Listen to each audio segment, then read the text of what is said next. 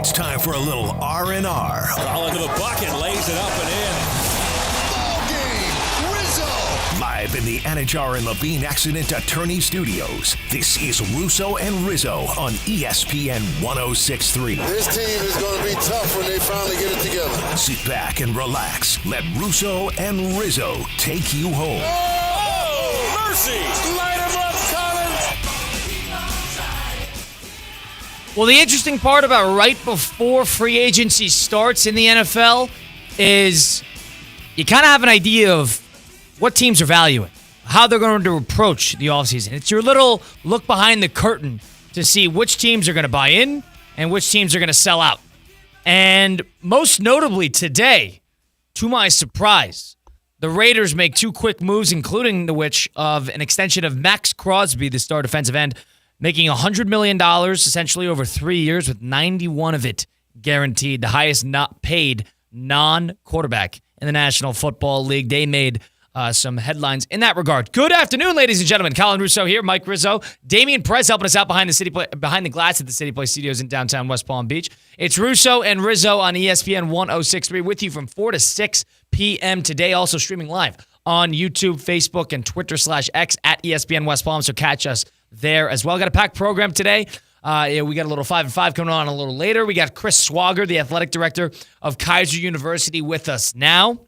Oh, no, not now, in 4:30. And so we'll talk to him about what's going on in the college scope of things. And we got a little free agency stuff we could dip our toes into, starting with this Max Crosby deal, which seemingly the Raiders locked him down long term. I like it. I like that the Raiders are going for it, and I like that they're just not tucking tail like everyone thought that they were going to. I think we were all surprised when they were in on the Matthew Stafford sweepstakes. Hindsight 2020. They're aggressive. Hindsight 2020. Stafford was never leaving Los Angeles. I kind of feel stupid thinking that he could, but they were aggressive during that, and I think this is another aggressive move as well. And I'm interested to see what else happens because I don't think they're done. You know, free agency is going to officially open here in, I believe, a week and a half, 2 weeks, and I think they're going to be spenders. And I think a lot of this has to do with their new GM, Spytek, and with Tom Brady. And I think both of them have an understanding that they want to get this thing going sooner rather than later.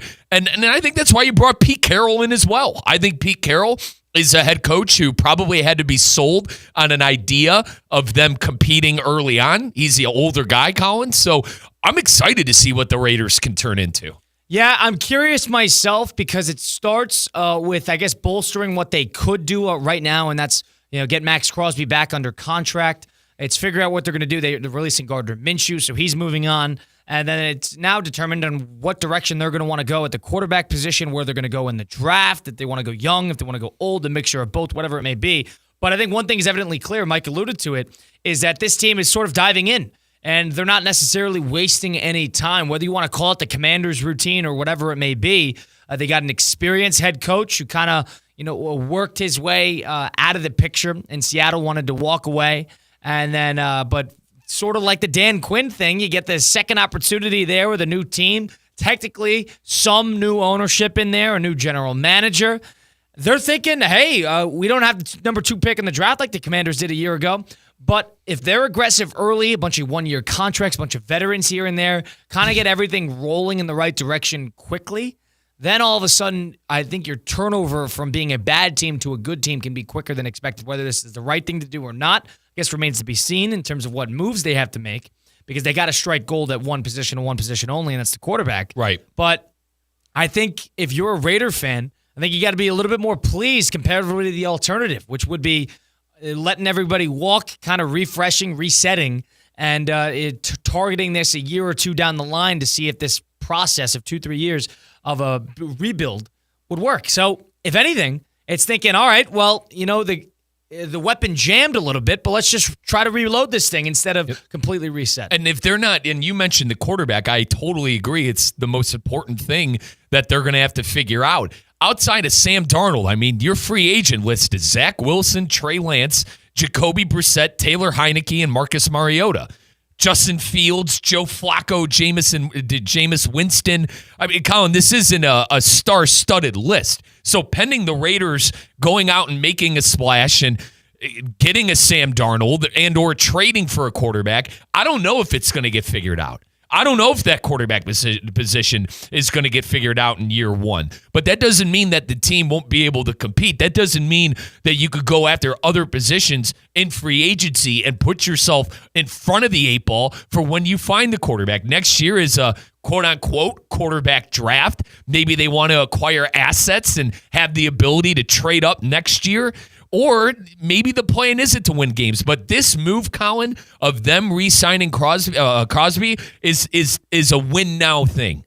And if you're a Raider fan, I think you got to be excited. You're not tucking your tail and, we're packing it up. We're not going to get a free agent quarterback. We're not going to compete. This tells me that they're going to compete and they're going to spend money in free agency. But to answer your question, or rather your point of the most important thing being the quarterback, I totally agree. I just don't see, unless they get Sam Darnold or trade for a quarterback, I don't see that getting answered this offseason. And I know it's the biggest position, but they could still compete without a franchise quarterback at the moment and a bridge quarterback. Well, they're gonna need to do it with a bridge quarterback, you mean? Yes. Right. If they don't figure it out, I think with Tom Brady, with Spytek, I think they've kind of went into the all-in mode. If they have a bridge quarterback and they do smart things and spend wisely in free agency, there's no reason this team couldn't flirt with a 500 record. All right, well, let's have some fun with this. All right, so of the quarterback-needy teams, I was looking at this earlier today, there's probably 7 of note. Quarterback-needy, I'm loose with the term, but I'll explain later. I would say that the Raiders are one of them. The Vikings are one of them, but in terms of uncertainty and who's going to start, not necessarily needy, but they don't know who's going to be their day one starter.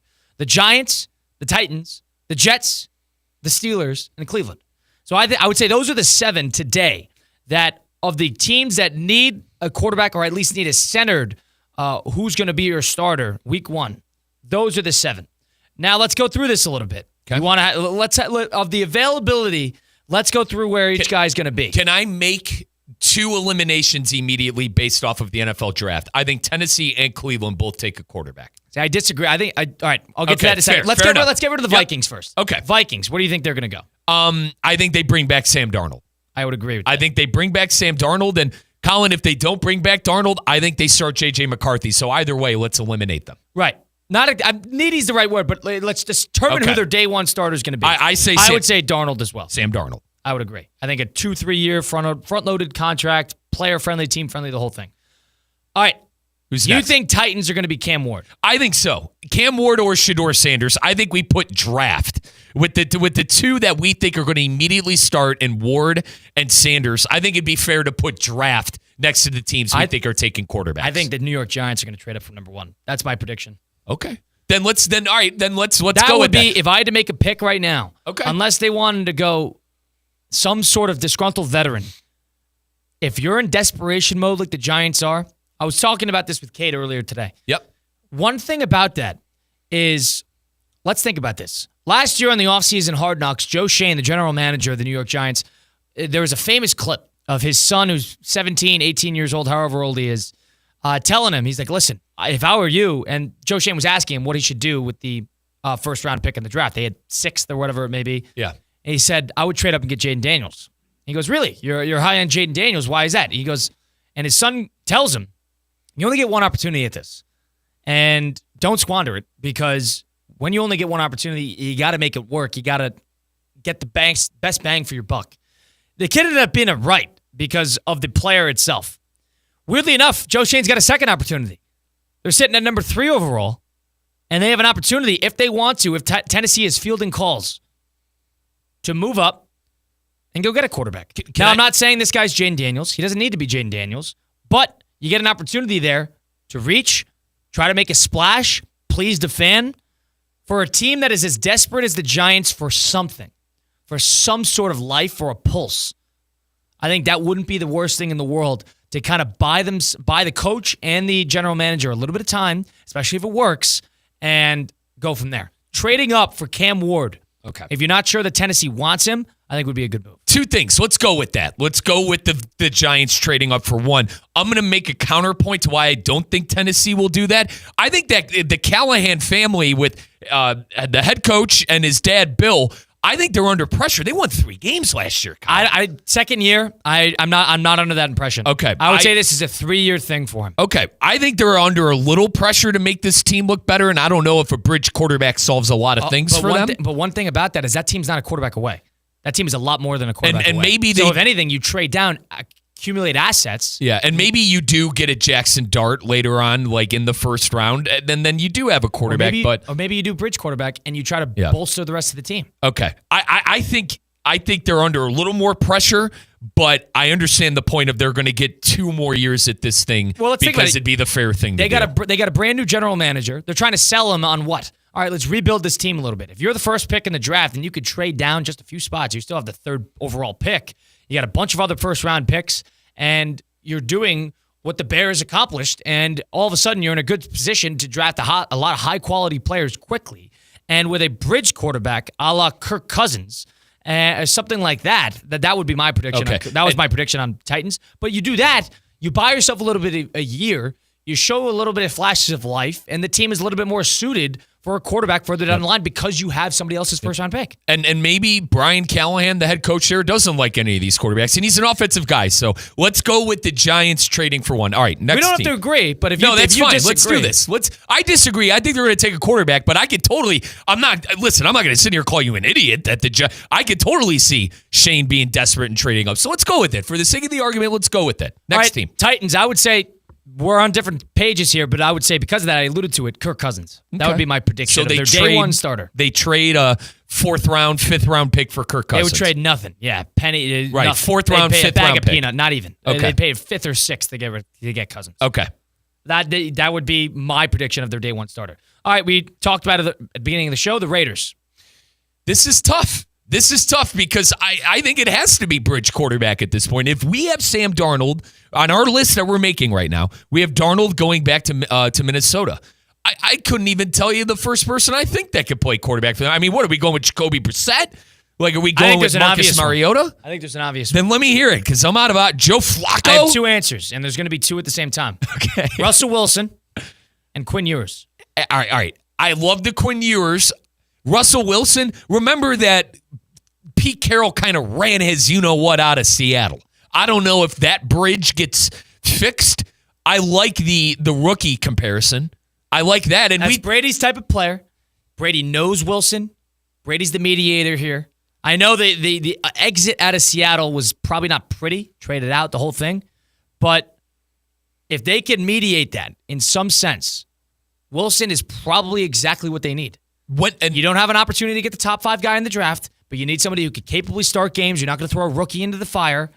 Somebody who is comfortable with the head coach at the very least. Brady knows him. Brady likes him. He's experienced. He's a playoff player. Whether he'd be great or not, I guess is really not that important. Where would the Raiders take the rookie Ewers? Is that a 3rd round? Is that a I don't know 4th round? Whether it's a 2nd round pick, maybe. Because he had a bad. And listen, both of us aren't combine guys. We had an awful combine. Him and Will Howard had a really bad combine. That doesn't interest me. That doesn't. I'm assuming that they're not. That's a Brady type of guy. He's an experienced player. He's a playoff caliber player at the college level. Okay. Somebody you could sit and if he doesn't work, it doesn't work. If it works, works. That would be my prediction. I know if some sort of reconciliation between Carroll and Russell Wilson. That would be my prediction. Maybe a Justin Fields. I have a hard time seeing a Brady-led football team throwing their whole basket to Justin for Fields. A year. Who can't throw. For a year, right? Can't throw. I have Fields somewhere else, but I understand. Okay, all right. Let's keep going. Let's move on here. Yep. The Jets. I think they draft a quarterback. I think it's Jackson Dart. I would say draft as well. I was a Dart, Ewers, Howard, that realm. Yeah, I think Dart. And a mixture of Fields. I think the top 2 quarterbacks. I think they're going to get Fields too. Okay. That would be my prediction. Fair enough. I think the top 2, Cam Ward and Shedeur, go 1 and 2. Either if we have the Giants theoretically trading up for him, and I think the top 2 quarterback prospects go 2, and I think Jackson Dart will be the 3rd quarterback selected, and it'll be the New York Giants. Jets. Jets. So you think the Jets' day 1 starter will be Dart? I think so. I think they have you think he'll be a rookie quarterback day 1? Yeah, they have a new head coach. Maybe, Justin, to your point, maybe they do go with a veteran, Justin Fields, for 6 games. Hell, a full season. But let's call it for what it is, man. I love Justin Fields, but he couldn't beat out Russell Wilson last year. I don't know how. I don't know how Wilson's not that bad, but I understand. I don't know how much left Fields has when it comes to the pedigree of a starting quarterback. I don't know how much clout his name carries anymore. He's gonna develop a market. Right. There's not enough. There's not enough around that. That would be a good situation. We'll see if Fields could beat out Dart. It's whether it's a competition or not. They would make the decision whether to start Fields in place of Dart just to have Dart sit, or rookie quarterback for that matter. Right. And then they have Fields start however long until the kid's ready, and then you throw him in. Because that would be my way of doing it. You're not going to throw a kid doing the fire with the New York Jets. How often have they done that? And how many times has it blown up? Do it differently. That would be the takeaway. And I think that's what they want to do. I think that's why Mike T was hired, to find the guys that he found and change the culture, Colin. I would say, yeah. Draft a quarterback plus Justin Fields. All right, here it gets interesting. Cleveland Browns, you're on Shedeur Sanders. I want him. I don't know if he's going to agree to come to the team. I don't know if Andrew Berry likes him, but let's go with Shedeur there. Shedeur, draft. I would agree with that. Steelers. I mean, I heard a rumbling that they were bringing, I'm going to say Russell Wilson. Where else are they going to go? Rodgers? That kind of has died, Colin. I haven't heard that. And do we want to go Rodgers? We don't have to agree, I'm going Rodgers. Okay, then let's go. Then let's do it. I don't know if the Rooney family and Mike Tomlin are going to sign up for Rodgers. I know I was really hot on that track early on. I think it's more likely that Russell Wilson comes back, but let's go Rodgers for the drama. Let's go Rodgers for the drama. Upside. Drama. Try to burst the ceiling out. You're trying to squeeze the last ounce of football out of that roster. Before Watt gets a little older, before all these guys, Cameron Hayward walks away, before these guys really start to age out a little bit, at least in some key positions, go get Rodgers. I'm okay with that. Go see what happens. I think that works. What do you? I can't believe I haven't brought this up to you. One of my fantasy football names one year when Rodgers was unreal was Riding on Rodgers. So we're going to have the Pittsburgh Steelers hashtag Riding on Rodgers next year. Comparatively to what? What? You're the one waxing poetically about Russell Wilson over there, man. I think he's solid. I would take Rodgers right. over Wilson tomorrow. I would too. But Rodgers has a lot more baggage than Russell Wilson. 100%. So set up some cameras. Get Mike Tomlin and Aaron Rodgers in a meeting room and film it tomorrow, please. That would be fun. So if Rodgers goes to Pittsburgh, you're vowing for the Steelers to be on Hard Knocks with Aaron Rodgers. They can't because it's about non-playoff teams, but I understand. My point being is it would be an intriguing storyline, and Rodgers is not going to demand that high of a market, but he's going to play somewhere, and that would be my prediction. Of my day one starters, I think that the Titans are going to go bridge quarterback with somebody like Cousins. I think the Raiders are going to go bridge quarterback with somebody like Wilson. I think the Steelers are going to go bridge quarterback with somebody like Rodgers. And I think the Vikings reload with Darnold, and then the 3 drafts are going to be a mixture of the Jets, the Browns, and the Giants. That would be my prediction. Yeah, and I'm hot on that Jackson Dart to New York. I don't know if it's going to work. Sorry, the Jets. I keep on just saying New York with no context. I think the Jets end up with Dart, and I don't know what the Giants do. I know. For our argument, we had them trading up. I don't know. I think Aaron Rodgers could be in play there as well. I still think Tennessee and Cleveland want quarterbacks. That Rodgers would be such a bad move. Oh, it'd be miserable. I couldn't even put it into words. It would be horrible. But you're falling for the same snake oil that the Jets fell for. The Adam Schefter report, though, had me intrigued. Yeah, those guys, you never know. They don't know with Rodgers. It's Rodgers. Rodgers will determine where Rodgers goes, and then Rodgers will announce. Rodgers will be his Adam Schefter. Do you think he has pick of the litter still? Where he not wants pick to of go? the litter, but you won't hear where he's going to go. Rodgers not talking Adam Schefter. He's talking to Pat McAfee. Yeah, he'll break it on Pat McAfee. He's talking to McAfee. He'll do the decision on Pat McAfee. That is what Aaron Rodgers will be doing. So I'm not. I don't know how sold I am on the scoops of what Aaron Rodgers is doing. But this has been Russo and Rizzo on ESPN 106.3. We roll on here. Quarterback bridge teams. Are they going to draft? Are they not? 888-760-3776. The number to get into the program. We got a couple minutes here before we talk to Chris Swager, the athletic director of Kaiser University. But for me, this is interesting. Let me get this straight, though. Yeah. If Cam Ward was available and both guys were available on a whim, if somebody goes Travis Hunter first overall, then would you want the Cam Ward? No, I'd still want Shedeur. You're sold on Shedeur I'm Sanders. sold on him because I like his style of play more than Ward's in this league. I don't like the I don't know. I don't know if Cam Ward's improvisation skills are going to work. Maybe I'll look like an idiot because I saw a list that compared him to Ben Roethlisberger, and Ben Roethlisberger was a magician with shutting off tacklers and throwing with 5 guys on him. I watched it for 15 years over there in Pittsburgh. I don't think he has that kind of body frame. I don't compare him to Big Ben Roethlisberger. Shedeur Sanders is a pocket passer. He's not. I think he's going to decide to stay in the pocket and make a throw instead of running back 15 yards, trying to elude defenders or trying to do a little too much. I don't think Caleb Williams had a bad year. I'm under the impression that you think Shedeur is a little safer. It's safer, and in that he's bigger, he's more built. In that, Shedeur? Not than Cam Ward. In that division, I think you need a quarterback like Shedeur who could take a couple of hits, stay in the pocket, and make a throw. I wouldn't say that's an argument against Cam Ward because Cam Ward's a big guy too. He's a very big guy. So it's not a size thing there, but I understand the point. You want somebody in the pocket.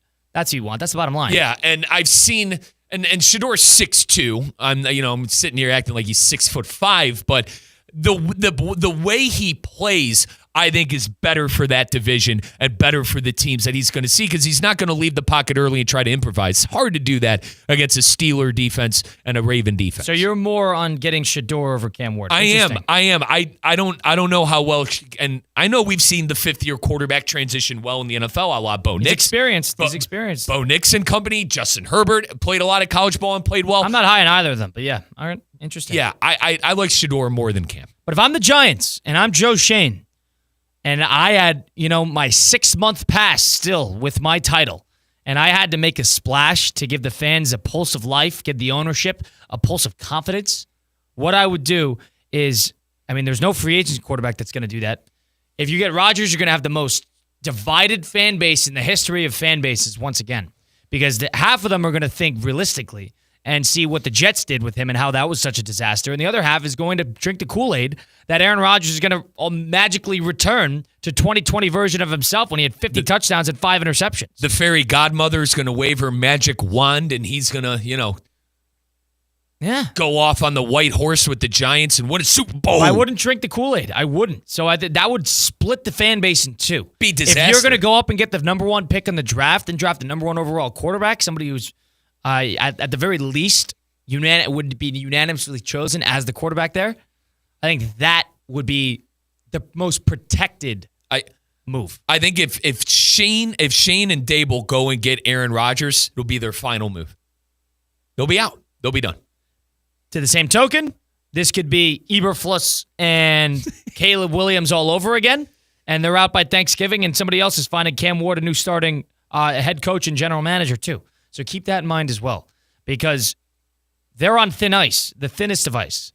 And a splash factor, there's more of a chance to me that Cam Ward would come in and impress some people and show little signs of life and show improvement comparatively to something like Aaron Rodgers. So you're not high on either of those two, though, on Ward and Sanders. You're higher. Sounds like you're higher on Ward than Sanders. I am. Okay. I don't know. I'm back and forth. I think they'll actually both be pretty solid. I don't think either of those two would be great, but I think they'll both be pretty solid. And they're players. cheap. And then my last thing, they're cheap options.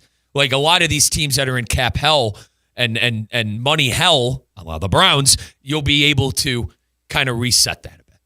We're going to talk to the Kaiser University Athletic Director, Chris Swager, coming up next. Stick around for Russo Rizzo on ESPN 106.3. Live from the Anajar and Levine Accident Attorney Studios. Anajar and Levine Accident Attorneys. Call 1-800-747-FREE. This is ESPN 106.3.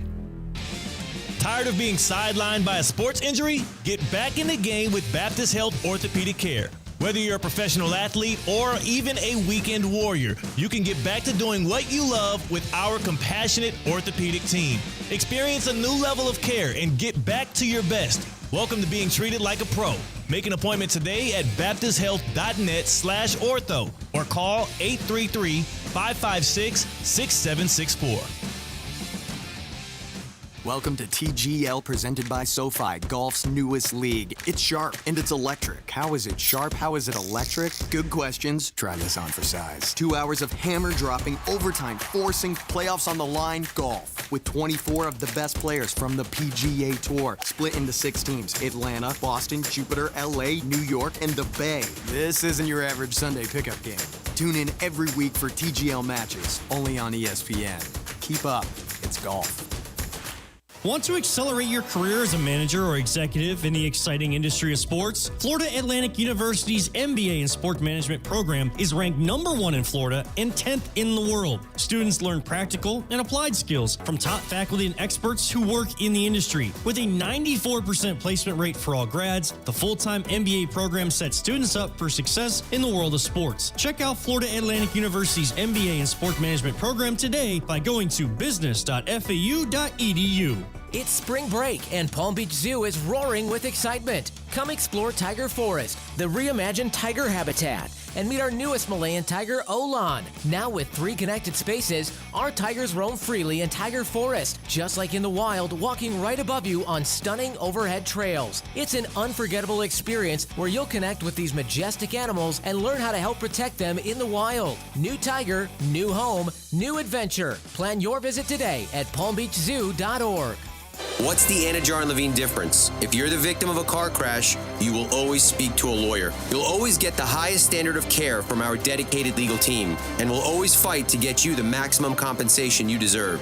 That's the Anajar and Levine difference. Call our legal team right now for a free consultation. Call 1-800-747-FREE.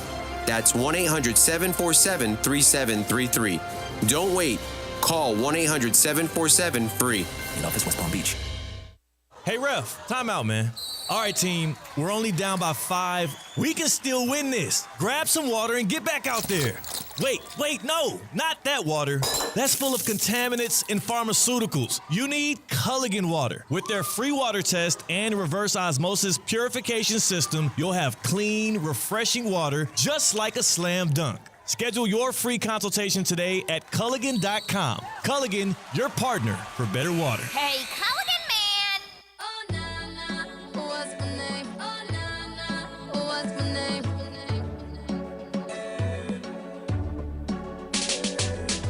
Let's get back to the Anajar and Levine Accident Attorney Studios. This is Russo and Rizzo on ESPN 106.3.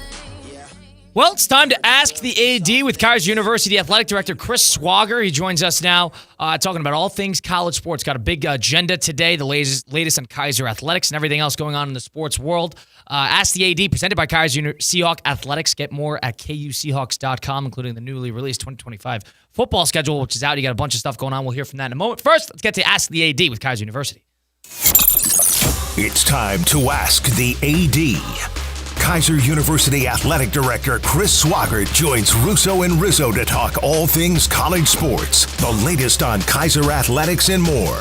Ask the AD is presented by Kaiser Seahawks Athletics. Learn more at kuseahawks.com. kuseahawks.com to get all your information. Mr. Swager, appreciate you joining us. How you doing today? What's going on?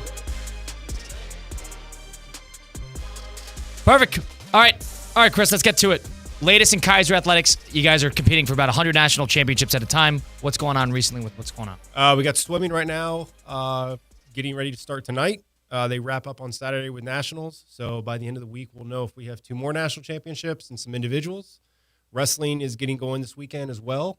And then we'll find out tomorrow night is a selection show for basketball. So tomorrow night we'll know who comes down here next week, Friday, Saturday. We're hosting opening round and second round, and then the winner of that advances to Sweet 16 in Kansas City. So that's interesting. The first weekend of those tournaments is a hosted weekend after the selection show, and then you go to an individual site where everybody comes in. Correct. There's 16 hosts throughout the country. They've already named 14 of them. They'll name 2 more, highest remaining seeds, and then the winner from each of those ends up going to Kansas City a couple weeks later, and then they crown a national champ. It's that time of the year. It's that time of the year, Chris. It's March. And so how does that work, the selection show? Is that streamed somewhere? How does that work? That is streamed on NAI Network. We'll have something on our website, kuseahawks.com. We'll have a link to that. So that is, I believe, 7 p.m. tomorrow night. Wow. Women's at 6, men's at 7. And you don't get any inkling of who you're going to play or who's coming into town? There's predictions out there. So there's a couple guys. So if anybody's going to hear about it, Chris, it's you. Chris, I'll tell you what, there's some bracketology going on. There is some bracketology. Now, for some sports, I will say if teams are flying from across the country, so if I'm going to get a team from Montana, California. It's hard. It's a quick turnaround. I might get a heads up only because a lot of times we'll have to coordinate travel, whether that be hotels or flights or, like for football, you get a heads up because you got to book buses for them if they're coming from that far. But we still have a week out, so I probably won't get anything until I'll probably find out when everyone else does. All right, Chris, well, we got a lot to do today. First, we were talking about it a little bit yesterday with Christian Cat, who producer, who's not here today. And I'm sure you've heard about it. You're an athletic director above a prestigious athletic institution. But the way I look at this, super conferences, this is grand scope college athletics. Everything is pointed in that direction. It has already went that direction. The Big Ten and the SEC are constantly expanding. The ACC, Big 12, sort of the odd men out. Pac-12 just dissolved. It looks like it's going to head towards 2 bubbles rather than 5 different ones.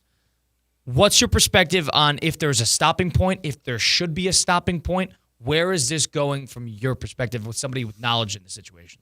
You can't put what does that say? You can't put the toothpaste back in the tube. So I think at this point with where we're going, I personally think the best thing for college athletics would be to have a breakaway in some way, whether that's still with the NCAA, whether that's its own association. But I think the difference between the top, the middle, and the bottom is a lot different than it used to be.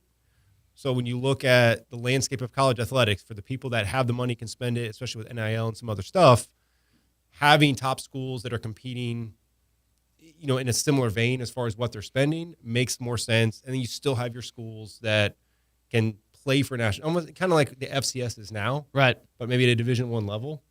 Because if you're a school, even down here, let's say FAU, FIU, right?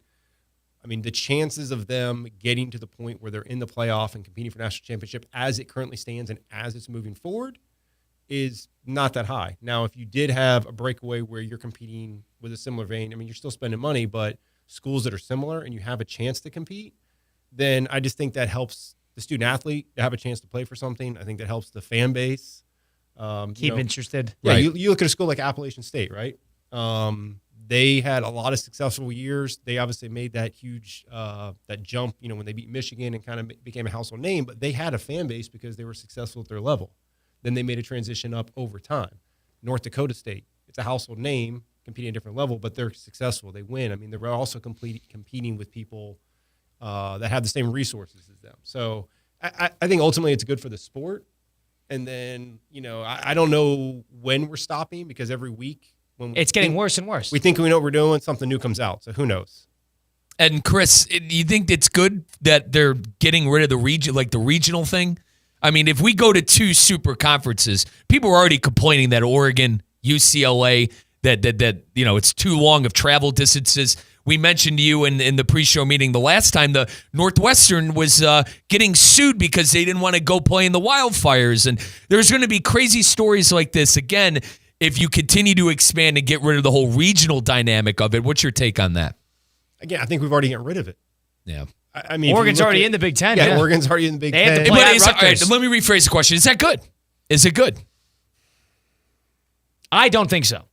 I'm kind of with them. I'm a Big Ten guy. I love that Oregon is in the conference, and you're going to be able to get a quad 1 victory like that if you're able to beat them. But at the same time, it's a little ridiculous. If you have super conferences, I think you could go back to regionalizations. I think the problem right now is regionalize a super conference. Because I'm saying right now you're trying to skip over spots to join if you're in if you want to join a major conference right now, it's Big Ten, SEC. That's it, right? That's it. As far as the way the money goes, right? Yes. You still have the ACC and stuff, but as far as the largest contracts. So the only option for Stanford, UCLA, Oregon is to come to the Big Ten. I think once you start forming some super conferences, you can make probably some clear and even Notre Dame alliances. You can make a better Notre Dame's not going anywhere. Even I am. You know I'm going there. I can't. Chris says it all the time. Money. They are not going. I can't. Sorry, we're gonna have 2 super conferences in Notre Dame. Ridiculous. Well, they're not going. There's going to be other conferences. There's going to be other teams, but it's a matter of what Chris is saying. There's a big mountain, and only 8 teams can climb it. And if you make a bunch of little smaller mountains, all of a sudden you get a lot more climbers in the bubble. Correct. Now, let me make an argument here. If we're gonna go, if it is gonna go back to the regional thing, we have the 2 super conferences. There are 3 good teams in the North, in Michigan, Notre Dame, and Ohio State. Outside of that, who are you taking in the North? And then you go out west and you'll take Oregon. Unless, hopefully USC could get revamped. Now, I forgot Penn State. We could throw Penn State in there as well. But you get what I'm saying. The teams are all down south. But again, what we said last week, money. So you still have a lot of schools that make money Yeah. that are in that area that. It's not about the money. It's all about the money, Chris. Yes. But I also think, like right now, the way it's set up, for teams to try to compete, they're getting pushed out. I think a lot of what's getting passed right now is to separate it out, to make teams or make schools make decisions on can they afford to do this or not. Now, what are the mid-majors going to do? What happens? Does the mid-major just, these are conversations we were having when I was covering Bradley University basketball. Well, I think the mid-majors in a new system become the majors. If you break away with a super conference, they are the major. It's a different level. But is it, but why? Yeah, because you basically have professional sports right now at the highest level of college athletics. So basically 2 divisions. In a sense. Or multiple. Or more than multiple. That. It could be more than that. Okay. With everything that's going on, again, I don't have insight in this. It just wouldn't surprise me if some of the larger schools break away completely, especially the way a lot of the laws and stuff are happening with, lawsuits with the NCAA, it going to Congress and legislation. Wow. There's a lot of things happening that the NCAA is losing a lot of battles right now. They can't win a court case. That's the argument. So it wouldn't surprise me if people at some point say, well, why don't we just form our own league or own association or step away? And get away from the There's NCAA too much completely. TV money that they'd have to get out of that. Now, let me say this. I still think, again, there is a spot for college athletics. There is a spot for teams and kids to compete. So I'm not saying the NCAA goes away. I just don't think that if you have kids with $2 million contracts per year, if you have schools that are spending, $280, $300 million a year, traveling all over the country, that isn't the same. It's a different world. As a mid-major, in the middle of the country who's trying to break even. Now, what's your perspective? If you are the mid-major, let's even call it like the high major, low-level high major teams. You're sitting there, you're trying to recruit players, you're trying to get players involved in the program, scholarship. You have NIL money too, not a lot, but you do have some to allocate. If you're going to kind of compartmentalize it in terms of different levels, the highest level versus the second highest level, the third highest level, wouldn't that be almost like a pseudo minor leagues? And then all of a sudden, one guy moves to the next level and then the next level, and it's just a never-ending cycle of guys kind of rising their way up the ladder there. And then if you're a lower level, high major team, you're sort of the odd man out because you could go to a mid-major team, dominate, and then kind of leapfrog versus the other way where it's hard for them to get top-tier players because they're not in the highest hierarchy. Yeah, but believe this or not, there are still a lot of institutions out there whose mission is to bring student athletes to campus, get them their education, help them develop to be great people. That is college athletics. So, the crazy part is a lot of rules are being made for 1%. There are a lot of institution, schools, student athletes. And that changes every other sport, too. Right, who are not part of that 1% who get affected. So I think you're separating out the larger number, but at the end of the day, I think it goes back to why college athletics exists. Money. It goes back to money. All our questions are answered by one thing. I'm fascinated. Money. But why do college athletics exist? To help kids learn, develop, but it's finance their education. Has it went away from that? In at the top 1%, for the yes, super it has. Conferences, yes. For all the others, no. I am fast. So Colin brings up you guys brought up the plenty of divisions. He's playing right into my hand of relegating teams and having your first, I'm a soccer guy, having your first, division, your second division. I understand the money part of it, but in soccer, that's a big reason why you want to be in the top level because you get the money of being in that top level league. If you go down, you're getting the other money side of it. But it's going to be hard to do that, to Colin's point, with all of the current because they signed TV contracts. Yeah, we're signed all the way through till 20. You can't. If Ohio State is a bad year, they get relegated. They go down, and then all of a sudden they lose out on money, but they sign a contract, and then how's that fair to them? That's right. So that's why I question how we're ever going to have a two big leagues and who to put in it, because if you do these two super conferences and let's say one of these schools goes to crap, what are you going to do? You're just going to have that school in that conference?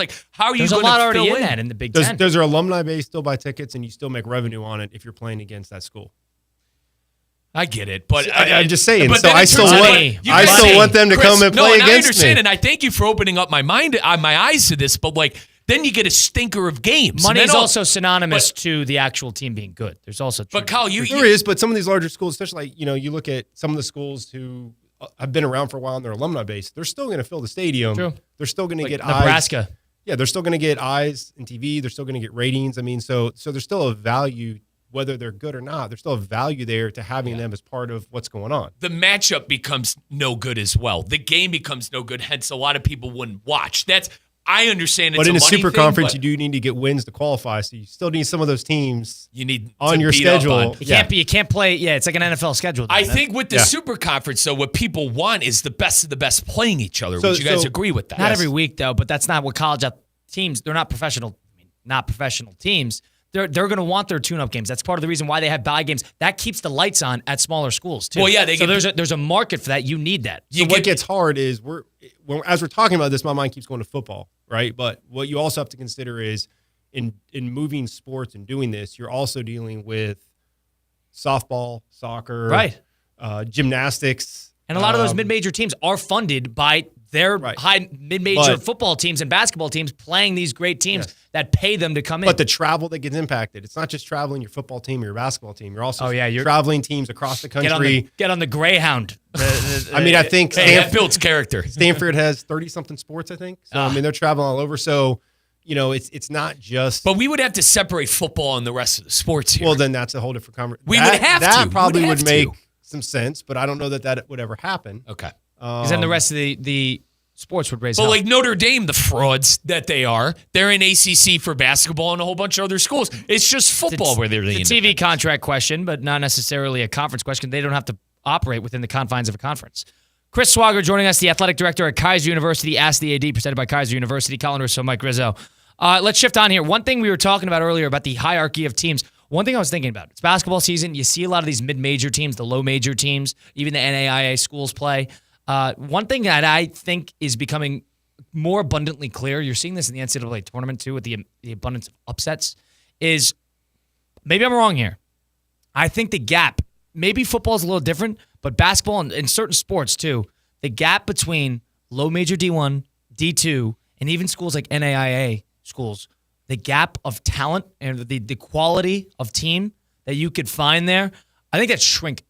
Am I wrong on that? I think you're right. I think the top level, if I'm looking at the NAI, the top level NAI, so let's say the top 10, top 8, top 5, I think would compete at the Division II level, especially with scholarship limits are very similar. So if you're not familiar, Division I, Division II, NAI, Alpha Athletic Scholarships, Division III does not. So in some cases, NAI schools have higher scholarship limits than some Division II schools. So I think you definitely could compete.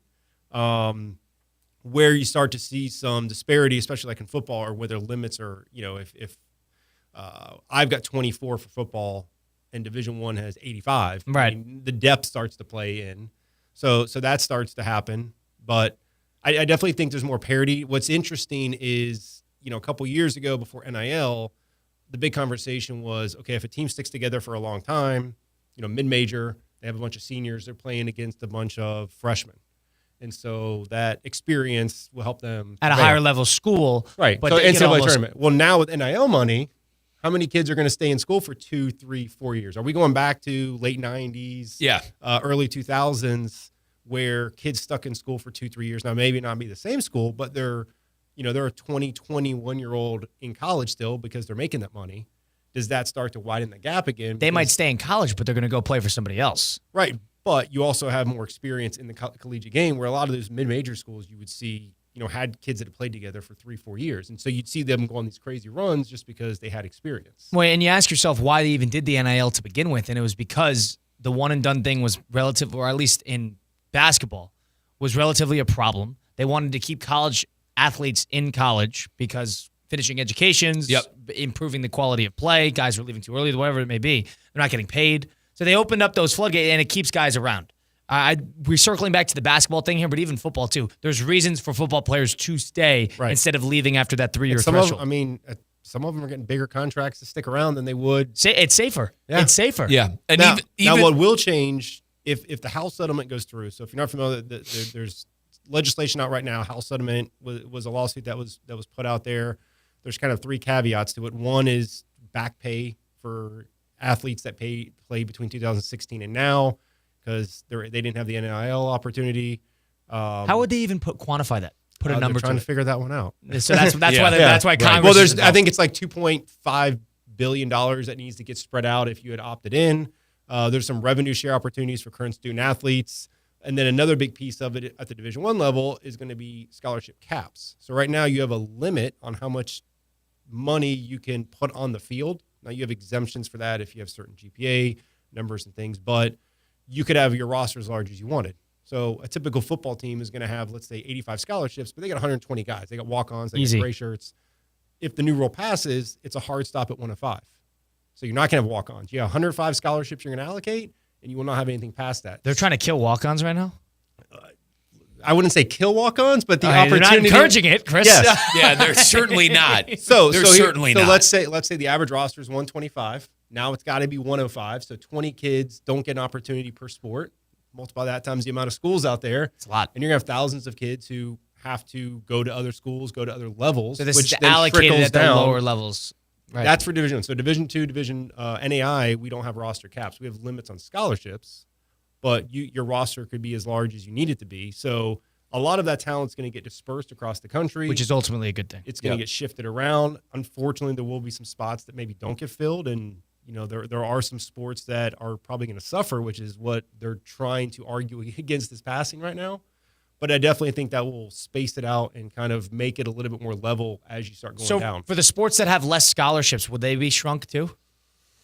Is it going to be even, Steven? So, I'll give you an example. 105 across the board? Yeah, 105. Well, football gets 105, but softball, for example, might get 12. Softball will go to 25 from 12. Well, all right, and then that brings from 12 to 25. Yes. So they were increasing. So there's some that are increasing, some that are decreasing. But not everyone. So, for example, University of Virginia today came out and said that they're not going to have diving next year. I was going to say, you're going to have to cut back on some sports then. Right. Because you're going from 85 in football to 105. You got to come up with 20 full-ride scholarships. Right. Division I. So where are you coming up with the scholarships from? Cut programs. Or you don't give them to one and you pull them over to the other. So, exactly. That's why this is a fascinating. Doesn't that get into Title IX things too and stuff like that? Well, you still have to balance it out, but so your male sports may get cut, or you do it at a balanced equal ratio. Right. The Olympic sports get impacted. The ones you feel bad for are the kids that are there with the program already. They got to go to the transfer portal and they got to find new homes. Now, the portal is good for that reason. Right? If something like that happens, you get an exemption, and I'm assuming, Chris, you're allowed to sign with the team. Or with a school. You're allowed to sign a letter of intent. There's right? actually you have to sit out? There's a current How's that fair? They got rid of your program. So, there's a lawsuit right now that's getting looked at for a girl that was out of school in the fall. The school came out and told them about roster. I think it was Oklahoma off the top of my head, but basically came out and said, hey, we're going to have these roster limits. We're changing stuff up, so your scholarship won't be there. She transferred to a school for the spring semester, had played in a exhibition game in the fall, so she was deemed ineligible because you can't play for two schools in 1 year. But now she is suing and saying that her opportunity was taken away from her. She didn't choose to do it. So that's going up right now. And if that passes, again, a whole new mid-season transfers are going to be that's abundant. A whole new can problem. of worms. Bag of worms. Wow. Candy corn, whatever you want to call it. That initial lawsuit that is going through right now, the first one you talked about the revenue sharing and the limit of scholarships, draw me a picture of what college athletics could look like if this were to go the way it's heading. Again, I think there are a lot of student athletes that are going to get impacted that are going to school, competing in their sport at a high level, but the sport maybe isn't as sexy as others, and they're going to lose opportunities. Now, they may get to shift to a different level or a different school or a different region, but that's ultimately what the challenge is. So if you're going to cut, you get a trickle-down effect with some schools in certain sports, but the other sports get screwed because they have less scholarships to allocate. Correct. You've got to reallocate. So, for example, baseball. Right, baseball. What's coming out is baseball at the Division I level has 11.7 right now. Now we actually in NAI have more. We have 12, but they're going to go from 11.7 to potentially 34.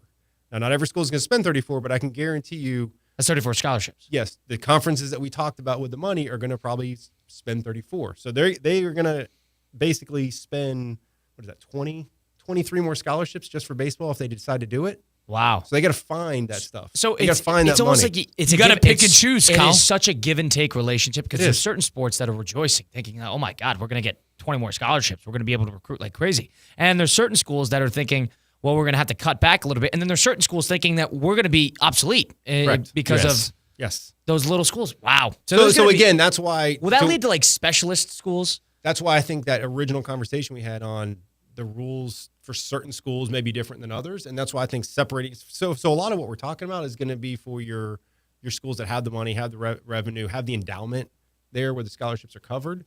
If they separate out, I don't know that all this happens for the other ones, and I think those opportunities are still there for those students at those schools if this wouldn't go in effect for them. Now, schools get a chance to opt in and opt out, but if you're opting out, are you putting yourself at a competitive disadvantage saying, hey, we're not going to do revenue sharing. We're not going to do this. So part of the reason they're going to opt in is so they could get some revenue sharing on top of that. And now, it increases that's if you have revenue. I mean, we talked about it last week. There's not a lot of schools that make money, but that's fascinating. It's Potential. Chris Swager, the athletic director of Kaiser University, joining us now. Chris, last thing here. I was curious about this. Bill Belichick and the UNC football team was being floated as being like a Hard Knocks team. And a Hard Knocks, for those who don't know, the documentary style of a collegiate team. You're the athletic director over here at Kaiser University in West Palm Beach with a lot of great athletic programs. I'm just curious, would that drive you crazy to have a video format in terms of Hard Knocks-esque TV show style? You would take it. As a matter of fact, for the brand recognition, is it worth it? Steve Pollard Sr. could probably make that happen. He's probably the one guy I know who can make a phone call. So ask him to make a phone call from me. Are you asking us? So we're going to have to do a Hard Knocks at Kaiser University? Now, for Bill Belichick, it may be a little different because they don't need it. Obviously, there's different, with him stepping in, there's probably a lot of things that he has to do that he may not want the camera on him 24/7 at that school. With my coaching staff and people we have, I think it'd be great for brand recognition. I don't, no publicity is bad publicity. So for us, I'd love it. But Hard Knocks is searching. So there we go. You're throwing your name in the hat? Have Steve make a call. Steve can make a call. That's Steve Palazzino, of course, the Corner Brands president. All right, Chris, what's coming up in Kaiser University? You talked about the selection show coming up. You talked about wrestling going on. So there's a lot of stuff to look forward to if you're a Kaiser athletic fan. Baseball team's still undefeated right now. So they're off to a great start. We got softball, flag football is getting going, tennis, golf, outdoor track and field. So a lot of events coming up. Right now we're kind of, focused on getting the winter sports wrapped up, kind of see how they finish and celebrate some national championships, hopefully, and then move on to the spring. Make sure that, they finish strong. Most of them are starting their season non-conference and they'll move into conference here in the next probably 2 to 3 weeks. So if you're interested in coming out to a game, KUCX.com, all of our games and schedules are on there. Also, anything that we live stream or the other school live streams where we go, you can watch those games on there as well. My biggest hater for me doing my half Ironman is Chris Swager. Oh, wait, I did have one question for you. Go ahead. Have you looked at the weather conditions in the month that you're going? In Boulder in June? Yeah. Chris did. What do you mean looked at the weather? Do you know what the water temperature is going to be? It's going to be sunny. I don't know. You know what the water temperature will be in Boulder, Colorado when you go to swim? Cold? I'm just asking. Have you even looked at it? Have you done your research? You're talking to me like you looked at it. It's going to be cold? It's not going to be warm, depending on what you think cold is. Not going to be warm. You're training in 80-degree weather, and then you're going to go a heated pool with your team, with the guys. I know, and then you're going to go swim in whatever it is, 60 degrees or whatever. Chris, I told you, I'm more worried about that damn bike. I'm worried about the bike. You're worried about the swimming, Chris. Well, yeah, because if you stop swimming, you stop living. We're going to be in trouble. Chris, if I could open up the curtain a little bit. My cousin Michael lives in Boca, and he's a huge CrossFit guy and a huge fitness guy. He told me to tell you, Colin, I can't believe I forgot to tell you this about that Ironman. He says Colin is trolling, thinking that he could run that distance after swimming and biking for as long as he can. He said you're trolling and that you should pull out of the competition. All right, that's crazy. He says pull out of the competition because you will not be able to I am interested run. if a mystery injury comes up a couple of weeks before, I don't like a boxing match. I'm 14 weeks out, 13 weeks out. Boulder, Colorado, June 14th. I feel good. He's in shape too. He looks good. Check the weather conditions. The wind, the weather. So how about this? I was in Flagstaff, Arizona. My brother's a basketball coach at Northern Arizona University. Flagstaff, 7,200 feet above sea level. I was able to run there. Felt pretty good. Didn't feel great. Felt pretty good, though. Did you also bike and swim? No. He didn't have time. He was watching. I'm going out. I was watching two. You're not going to a race. You're going to a triathlon. I'm going to do. You know what I heard from somebody over the weekend? That you could get like a snorkel, and it like impedes your oxygen a little bit, but it's good to train with. So you could get like one of those snorkel It's also things. good when you can't swim anymore and start going underwater so you can breathe. But let me get this straight, Kyle. Instead of, going to the side on the freestyle. You just have the snorkel on and you're just going. No, you're just going. No, I'm talking about you would run with a snorkel too. And like run with that because it impedes your oxygen, so it simulates higher altitude. I see. If we're talking Hold about on, any hold of this on. stuff I'm onto 14 something, weeks Chris. out, you're in trouble. Chris, I'm onto something. Okay. I'm onto something. I think I'm going to be okay here. As barring health. Then You guys need to have a line back there on that whiteboard. A line? What do you think the line would be right now that I completed? Are you finishing? Yeah. It's not plus odds. It's minus odds. Oh yeah. It's a favorite. It's a favorite. I think you have to make a line on which event you finish. I don't think it's. Do you No, finish no, the whole no, thing? no, It's, Chris, do Chris, you it's the finish whole swimming? thing. Do No. you? Yeah. Well, we How can about do this? prop bets. How We about can this? do prop Yeah. bets. I just did that's my. what I think you do. You're gonna think this is weird. I've been trying to figure out my rhythm with swimming. I've been swimming for about a month, and on Tuesday. 14 weeks out. That's good that you're figuring out your rhythm now. That should make you feel plenty of even time. better. That's plenty of time. I was swimming, and I did my first. The swimming is about 2,000 yards, a little over 2,100 yards. I did my first at that in a pool, not open water. 1,000. Hold on, it's a progress. There's a big difference. 1,000 yards consecutive, which is pretty good. Took 19 minutes. Good pace. I'm big on sometimes my heart rate. It's all about heart rate. You know what I did to pass the time in those 19 minutes? I was watching Oppenheimer, just like in my head. And I was just thinking about the movie, and I completely lost track of everything, and I did 1,000. How are you with aquatic creatures? What do you mean? Like swimming with you as you're going through open Yeah, water. you probably if you're Those in a, are going to stay away. There's 1,000 people in the water. If you're in a what do you think? reservoir, We're going to get eaten by? There's not. It's a reservoir. it's We're a not gonna get eaten reservoir. by a But shark. you'll have some fish come. you like them touching you when you're Come. swimming? I mean, it's not about. Here's the thing. You might see a bass, brother, the size of your leg. There you go. Well, hold on. Well, I'm going to have to do some open water swimming on the intercoastal. Good luck with that. It's called Coast Guard. My biggest hater. It's my He is. biggest So, hater. Or I'm the only one telling you the truth. I think whichever way you want to look at it. I could do this. I think he thinks it's ridiculous that you could do it. I love it. I am personally feeding fuel to the fire. I will say cousin Michael might be onto something after swimming 7 miles and biking 57. It's not 7 miles. It's 1 point. It's not that much. It's 1.2. And then how much on the bike? 56. Oh my God. What are you laughing at, Chris? That's why I'm so funny. Have you ever biked 56 miles? No, I'm working on So that. you've never biked 56 I miles? did 21 over the weekend, and it was terrible. Now, we're 14 weeks. Kyle, you think maybe at the 7-week mark you try it? You try No. Oh, so you're not going to try any of this before you go in? It's like a marathon. You don't run 26 before the marathon. Not even to test yourself? No, you don't. Not You when don't. when Okay, training. okay. You know that too. You know Okay, I'm right. but- You know I'm right. But here, you're going to Chris. do. But all three phases. You're I not don't going know to do. how I'm gonna do. I'm working on that. I don't know how we're gonna figure that out. But I'll tell you one thing. The first person I'm gonna call when I cross that finish line is gonna Chris be Swagger. you. And you're Give the gonna- paramedics my number then, I guess. I'm next of kin, apparently. My emergency Yeah, contact? yeah. All right. That's Chris Swagger, of course. Ask the AD with Kaiser University Athletics. Chris, we appreciate the time. Looking forward to speaking again soon. That's Chris Swagger. Kaiser AD since 2016 has overseen 22 national championships. Go get all the information at KUSeahawks.com. It's Russo and Rizzo. We'll continue on the program. Second hour here coming up. It's Russo and Rizzo, ESPN 106.3. Live from the Anajar and Levine Accident Attorney Studios. Anajar and Levine Accident Attorneys. Call 1-800-747-FREE. This is ESPN 106.3. Anajar and Levine. Call 1-800-747-FREE. That's 1-800-747-3733. ESPN 106.3. WUUB Jupiter, a Good Karma Brands radio station. Hi, this is Scott Smith with Smith Ball Baez and Prather, Florida Injury Lawyers. We are a Florida civil trial law firm that specializes in the areas of personal injury and wrongful death. Our offices are located in Palm Beach Gardens, Boca Raton, and Port St. Lucie. Our lawyers have litigated thousands of matters at the Palm Beach, Martin, St. Lucie, and Indian River County courthouses. Our lawyers, paralegals, and other numerous members of our legal team live in Palm Beach County and Treasure Coast cities and towns such as West Palm Beach, Port St. Lucie, Lake Worth, Palm Beach Gardens, Palm City, Jupiter, and others just like you and your families. We are a statewide recognized law firm, but it is your community and your families that we live and associate with on a daily basis. Our most satisfying achievement is when we know that our legal power has helped a fellow member of our Palm Beach County and Treasure Coast community secure a fair and just huge result. If you've been injured, The lawyers at Smith, Ball, Baez, and Prather will help.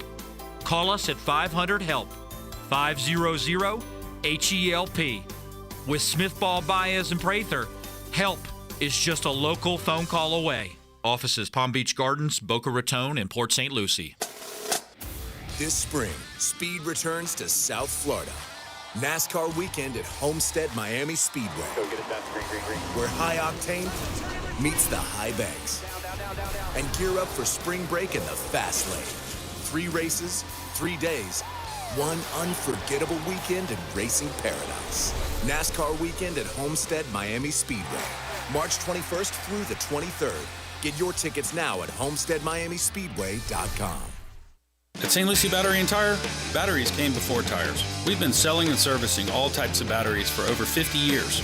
So when you need a battery for nearly anything, we have it, as well as the fast professional installation you need. We carry premium batteries for all your needs: automotive, commercial, marine, RV, and specialty. We also offer delivery and on-site installation, serving our customers quality products for over 50 years in the home of honest, reliable service. Go to slbt.com and book your next appointment. District Fit is back Saturday, March 15th at City Place in Hilton, West Palm Beach. A full day of free fitness and donation-based programming benefiting Love Serving Autism. Get moving during classes led by elite instructors with Lululemon, Equinox, Movement West Palm Beach, 1401 Athletics, and more. Then explore Recovery Row and learn ways to recover properly with brands including Pura Vida, Sweet Green, Anushka Spa, ESPN West Palm, and True Food Kitchen. District Fit, WPB.com to learn more. West Palm Beach is the place to be for spring training, and Cacti Park at the Palm Beaches has all the action around the Nationals and the Astros. Enjoy the biggest stars in Major League Baseball, grab a cold drink, and indulge in amazing ballpark eats. Cacti Park has plenty of fun promotions for you and the family, from their family 4-pack, fireworks shows, to the Bark at the Park night. Experience big league action up close and personal while creating lifelong memories. Tickets are on sale now over at cactipark.com. Don't wait, secure your spot today and let's play ball. ESPN West Palm is highlighting the best performance of the week, presented by Baptist Health Orthopedic Care. Every week, a different team will be featured across ESPN 106.3 and ESPN West Palm Play. The winning performance receives $500, courtesy of Baptist Health Orthopedic Care. Do you know a team, player, or school with a killer performance? Nominate them by emailing highschool@espnwestpalm.com. Baptist Health Orthopedic Care. Go where the pros go. ZipRecruiter is the place. ZipRecruiter is the place for talented teachers, savvy software developers, and master mixologists. ZipRecruiter is the place where you meet all these people and more. That's because ZipRecruiter is the place for job seekers who are looking for new opportunities. In fact, ZipRecruiter helps 10 million people with their job search every day, so you can find the right candidates right away. It's no wonder that ZipRecruiter is the place for skilled skydiving instructors, accomplished airbrush artists, and proficient pediatricians. But if you're not using ZipRecruiter to hire, you're missing out. ZipRecruiter is the place that's so confident it can make your hiring easier that it lets you try it for free at ZipRecruiter.com/free. So if you want the right candidates for all your roles, ZipRecruiter is the place to go. Try it for free at ZipRecruiter.com/free. That's ZipRecruiter.com/free. Never miss out on great candidates with ZipRecruiter. I'm still going for it, even with higher stroke risk from atrial fibrillation, an irregular heartbeat not caused by a heart valve problem. Over a 3-year study, Eliquis apixaban tablets reduce stroke risk better than warfarin, and over 97% of Eliquis patients did not experience a stroke. A first stroke occurred in 2.9% of warfarin patients versus 2.3% of Eliquis patients. Don't stop taking prescription Eliquis without asking your doctor. It may increase your stroke risk. Eliquis can cause serious and in rare cases fatal bleeding. Don't take Eliquis if you have an artificial heart valve, abnormal bleeding, or antiphospholipid syndrome. While taking, you may bruise more easily or take longer for bleeding to stop. A spinal injection while on Eliquis increases risk of blood clots, which may cause paralysis, the inability to move. Get medical help right away for unexpected bleeding, unusual bruising, or tingling, numbness, or muscle weakness. Medications such as aspirin products, NSAIDs, SSRIs, SNRIs, and blood thinners may increase bleeding risk. Tell your doctor about all planned medical or dental procedures. Learn more at Eliquis.com or call 1-855-ELIQUIS. Business owners, are your employees driving you nuts? Is money tight? Or have you just poured your heart and soul into your business, and now it's time to retire and just relax. At Transworld Business Advisors, they have buyers from all over the world ready to buy your business now. Call for a confidential conversation about your business's current value. 561-203-5121. That's 561-203-5121, or visit tworld.com today. Hi, it's Evan Cohen from Unsportsmanlike, and when it comes to the NBA, I'm like a kid in a candy store. Tonight, the Heat hit the road for a showdown in Cleveland. Can Miami cool down the Cavs, or will Donovan Mitchell and company defend their turf? We go live at 6:30. Catch it all right here on ESPN 106.3. Banyan Printing. For 47 years, the trusted partner for all your printing, mailing, and signage needs. And 2025 just brought something big to Banyan. Introducing Banyan's new press. Bigger, faster, and more competitively priced than anything you'll find anywhere in the Palm Beaches. Think variable data postcards, bulk mailings, and high-quality print on stocks up to a 24-point board. Banyan Printing. Visit banyanonline.com and discover how your business's printing materials can get bigger and better. Is your air or water flowing perfectly in your home? If the answer is no, EDS is yes. Theo here, and for me, EDS Air Conditioning and Plumbing is my go-to, and it should be yours too. EDS is Palm Beach County's trusted AC and plumbing expert. They'll make sure your air and water flow perfectly. EDS is a train comfort specialist. It's hard to stop a train. Go to edsisyes.com. That's edsisyes.com. When comfort matters, EDS is yes. Now, it's time for a little R&R. Ball into the bucket, lays it up and in. Ball game, Rizzo. Live in the Anajar and Levine Accident Attorney Studios, this is Russo and Rizzo on ESPN 106.3. This team is going to be tough when they finally get it together. Sit back and relax. Let Russo and Rizzo take you home. Oh, mercy! Light him up, Colin! Second hour of Russo and Rizzo here on ESPN 106.3. Colin Russo, Mike Rizzo, Damian Perez with us as always. We're streaming live on YouTube at ESPN West Palm, on Twitter, Facebook, and YouTube at ESPN West Palm. You can catch us there. Watch us back, too, if you want. If you missed any of the program today, want to listen back, you can listen in podcast format at Russo and Rizzo on Apple, Spotify, wherever you get your podcasts, all those great places. Now, if you really want to start your day with the right type of win, you go over to F45, led by top-rated coaches. Our classes blend strength, cardio, high-intensity training to burn fat, build muscle, boost endurance in just 45 minutes. They're offering an exclusive lifetime membership discount after your first class. Why you'll love it. You get rapid results. You can burn up to 750 calories per session. You can build strength, see real progress with our science-based training. You get personalized coaching, get one-on-one attention from expert trainers, ensured proper form, motivation, progress tracking. Never the same workout twice. That might be my favorite part. It's never the same workout twice. Every class is different, keeping you engaged, challenged, and constantly improving. Go check out F45 today, F45 downtown West Palm Beach on Instagram. We're going to find your studio today online at F45. Eagles made some move. The thing about the Eagles, let's get this out of the way. It's a remarkably well-run organization at the moment. It is. They hit every beat. Coming into the offseason, they probably had to free up some cap space. They had to get a little malleable in who they're going to pay, how they're going to do it. And what'd they do? They let go of Darius Slay, a player they probably didn't need. They let go of James Bradbury, somebody who's well past his prime, another player they probably didn't need. And what'd they do? The guys who were deserving of contracts and guys who the Eagles traditionally don't pay, running backs and linebackers, the Eagles decided to open up the checkbook for him. Zach Bond signing an extension and Saquon Barkley being signed to a lucrative extension, making him the highest paid running back in NFL history and making over $20 million a year, 15-plus incentives. This extension was, I guess, a show of good faith in terms of how important he was for him. But for them, this is what the Eagles should have done coming into the offseason. Keep Saquon happy. Zach Bond was a huge piece for them. Get him back involved.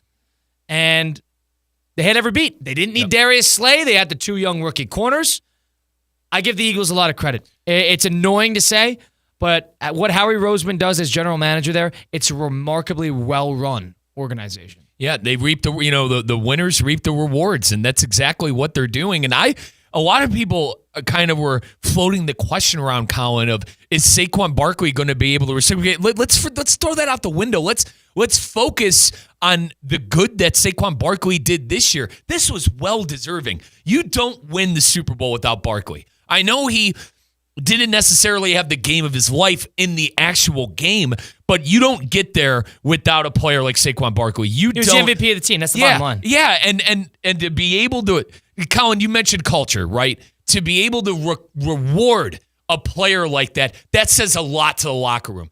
The guy that Saquon Barkley was going into last year, a great running back, was hurt and probably didn't get the dollar amount that he deserved. Lo and behold, he's the best running back in the league last year. They win the Super Bowl, him being arguably the biggest part of that and getting to the Super Bowl, and the team rewards you by getting paid. That's stuff that players look at in the league and really give the organization their flowers for. Well, the next time you go to the negotiation table, if you're an agent, if you're a player, you want to go to the Eagles because they know they're going to take care of you. Like I said, winners reap the rewards. I understand that, and I understand it's probably because they won the Super Bowl, but at the same time, when you're at the top, things are going to go right, and everything went right for Saquon getting that deal, and I'm completely fine with it. It's a 2-year extension worth $41.2 million in new money. Of course, he signed that contract last year to go to the Eagles. It was a 3-year, $37 million contract. At that, he's got a lot of incentives in terms of the shorter amount of years. He's got $36 million guaranteed, $15 million more in incentives that he could get. So Saquon, and the best part about this is if you really look through the X's and O's of this actually lowers his cap number against the team this year. So it gives the Eagles more flexibility that they signed him to this extension to go get other free agents or to re-sign other guys, including Zach Bond. So this is a team-friendly contract. This pleases Saquon Barkley. Now, I guess the question is $20 million, I mean, on average, I know it's an extension, but still, is that type of money worth it for that position? For Saquon in that spot, and we know how great he is. There's nobody denying his talent. And is he worth that type of money? That's exactly the question that I said was being floated around. Are the Eagles going to ultimately regret this in a couple of years? But here's the thing. It's a show of good faith to do this with Saquon Barkley. It's good business practice. Exactly. And you won a Super Bowl. If you go 2 years down the line and go, oh, man, that deal probably wasn't worth it. But you look back, you won a Super Bowl. So, I don't want to say this is a move the Eagles had to do because they didn't have to do it, but I love what you said there. A show of good faith and a show to other players around the league that, hey, the Eagles will take care of you. Yeah, and the Eagles are not afraid to let people walk. I mean, Darius Slay was a leader on that team, and whether he comes back or not, I guess remains to be seen.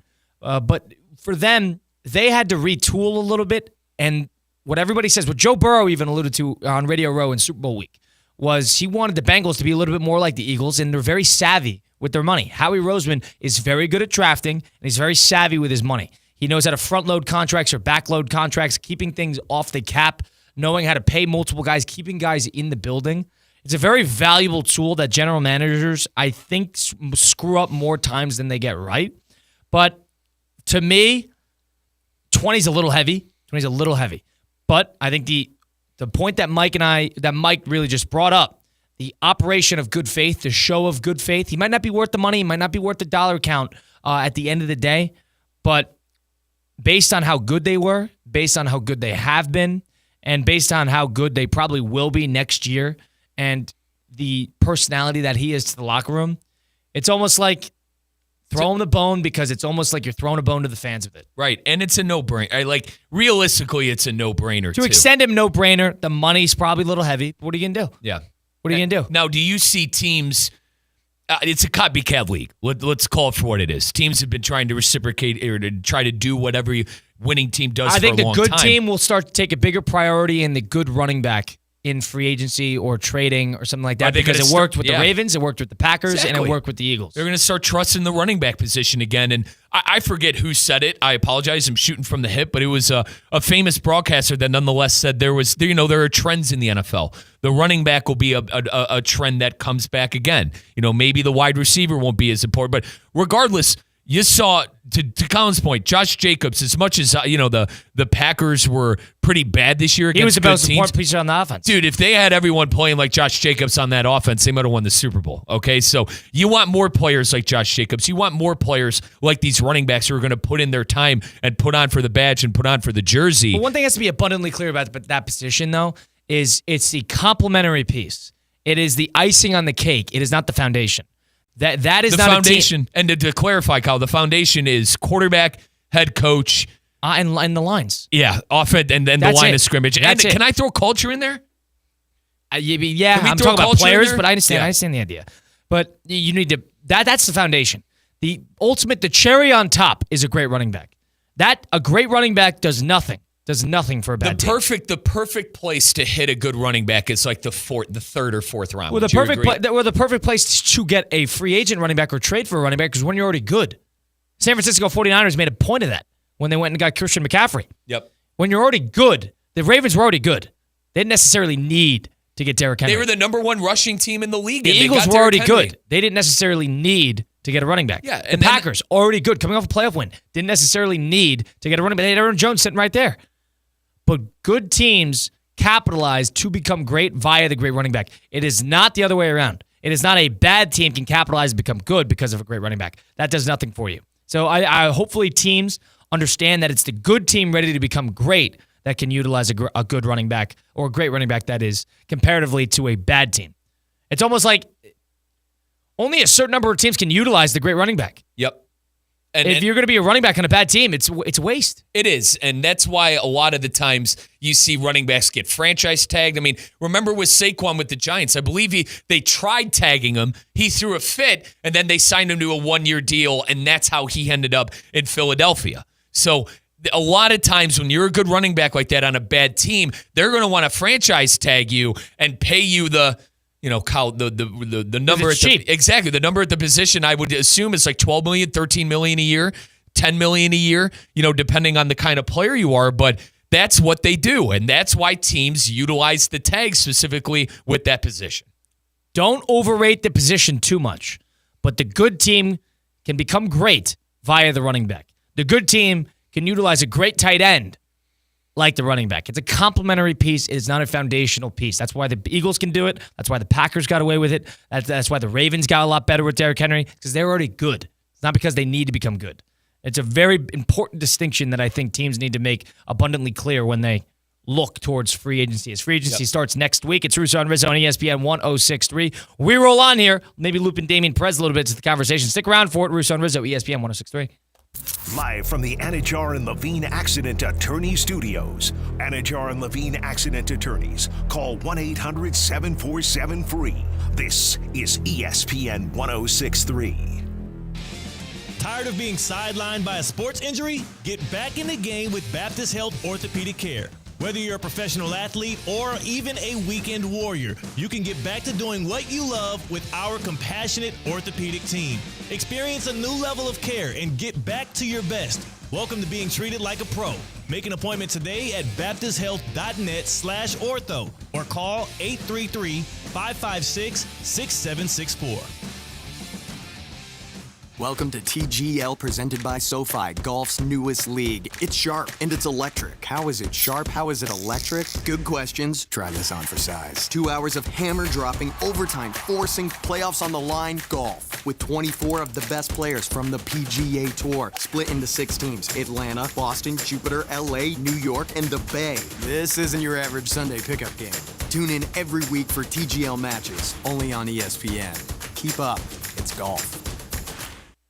I'm Ellie Anajar of Anajar and Levine. Injured in a car crash? Never rush to settle with insurance companies, and never settle for just any attorney. Demand Anajar and Levine. Our experienced legal team will fight to win you the maximum compensation you deserve. Call me, Ellie Anajar, for a free consultation and take back control of your life. Call 1-800-747-FREE. That's 1-800-747-3733. In office, West Palm Beach. As market dynamics change, the quality of service you receive from your accounting firm shouldn't. Anshin Accountants and Advisors take the time to get to know you and your unique circumstances to help resolve complex issues and develop innovative tax and accounting solutions tailored to meet your goals. If you're a high net worth individual or business owner eager for a strategy to maximize tax savings, let Anshin deliver where others can't. Visit anchin.com. Anshin Accountants and Advisors, recalculating what's possible. Breaking news on ESPN 106.3 is brought to you by St. Lucie Battery and Tire. This just in. We begin this hour with breaking news. When news breaks, ESPN 106.3 has it covered. We've had developments. ESPN 106.3 can now report. When your vehicle breaks, St. Lucie Battery and Tire fixes it. Stay tuned to ESPN 106.3 for more breaking news. Brought to you by St. Lucie Battery and Tire. The Club at Lost Lake, a championship Fazio design golf course in Hope Sound. Golf and social memberships are now available with no waiting list and immediate access. The course and club will see over $10 million in capital improvements and is one of the best private club values in the area. Experience the beauty and challenge of this renowned course for yourself. Enjoy year-round access to exclusive amenities and events. Visit clublostlake.com to schedule a visit today. Don't miss out on this incredible course. And please, putt responsibly. This spring, speed returns to South Florida. NASCAR weekend at Homestead Miami Speedway. Where high octane meets the high banks. And gear up for spring break in the fast lane. 3 races, 3 days, one unforgettable weekend in racing paradise. NASCAR weekend at Homestead Miami Speedway. March 21st through the 23rd. Get your tickets now at homesteadmiamispeedway.com. Saturday, April 5th from 10 a.m. to 4 p.m., Kaiser University's flagship campus transforms into the ultimate auto showroom. The Kaiser University Auto Show of the Palm Beaches with vehicles from nearly every manufacturer. Enjoy a relaxed, no-pressure environment to find the car of your dreams. Plus, it's free. Saturday, April 5th at 2600 North Military Trail, West Palm Beach. Call 561-478-5500 or visit residential.kaiseruniversity.edu for details.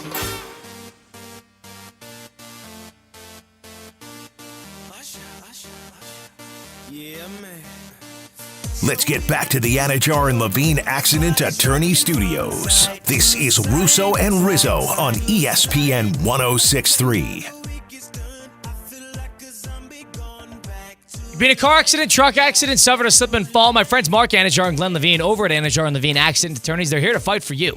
They don't charge you unless you win. They work tirelessly to get you the maximum compensation that you deserve. Don't settle for just any attorney. Demand Anajar and Levine today because that's the Anajar and Levine difference.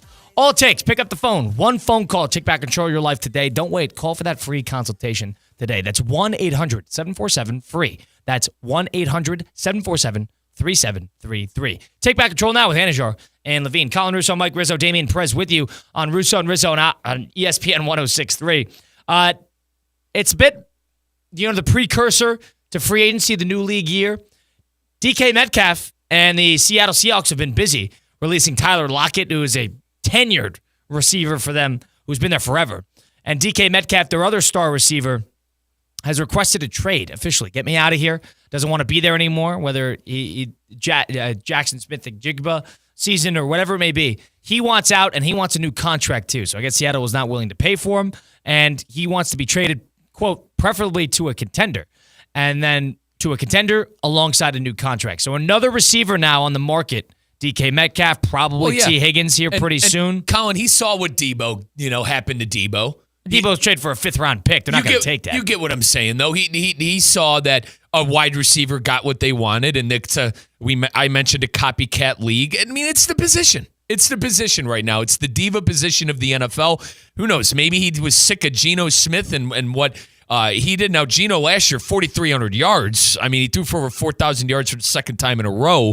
I wanted to ask you, too, is DK Metcalf the kind of receiver to request for a trade and have them granted? Is he that level? Is he the level What are they going to do? Is he the level, I guess, is he the level of caliber receiver that's on the top tier list? I don't think he is. I think he's just really fast and he gets open. I don't know, Colin. I think I'd pick like 10 receivers over Well, DK he's a Metcalf. good player. There's no doubt about that. But you're talking about what? They shouldn't grant his trade request? I'm talking that I don't know if he's the caliber of receiver that could force his way out of a situation. I think the conversation that I don't know if he's forcing himself out. Maybe the Seahawks came to him and said, we're not going to give you an extension. We're not going to give you a good one at that. We're not going to find any middle ground here on an extension. So he's thinking, get me out of here. Let me ask you this then, too. What is he fair? A second-round pick?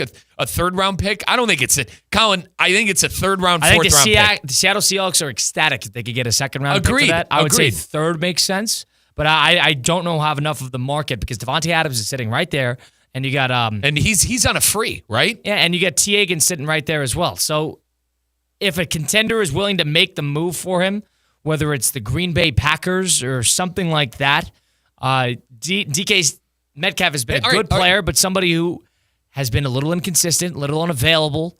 Is he going to be worth it? Is he worth the squeeze? Higgins or DK? I say T. Higgins. I think T. Higgins does more. I don't know about that. I'm a little back and forth on that. That's tough. I would say they're comparable.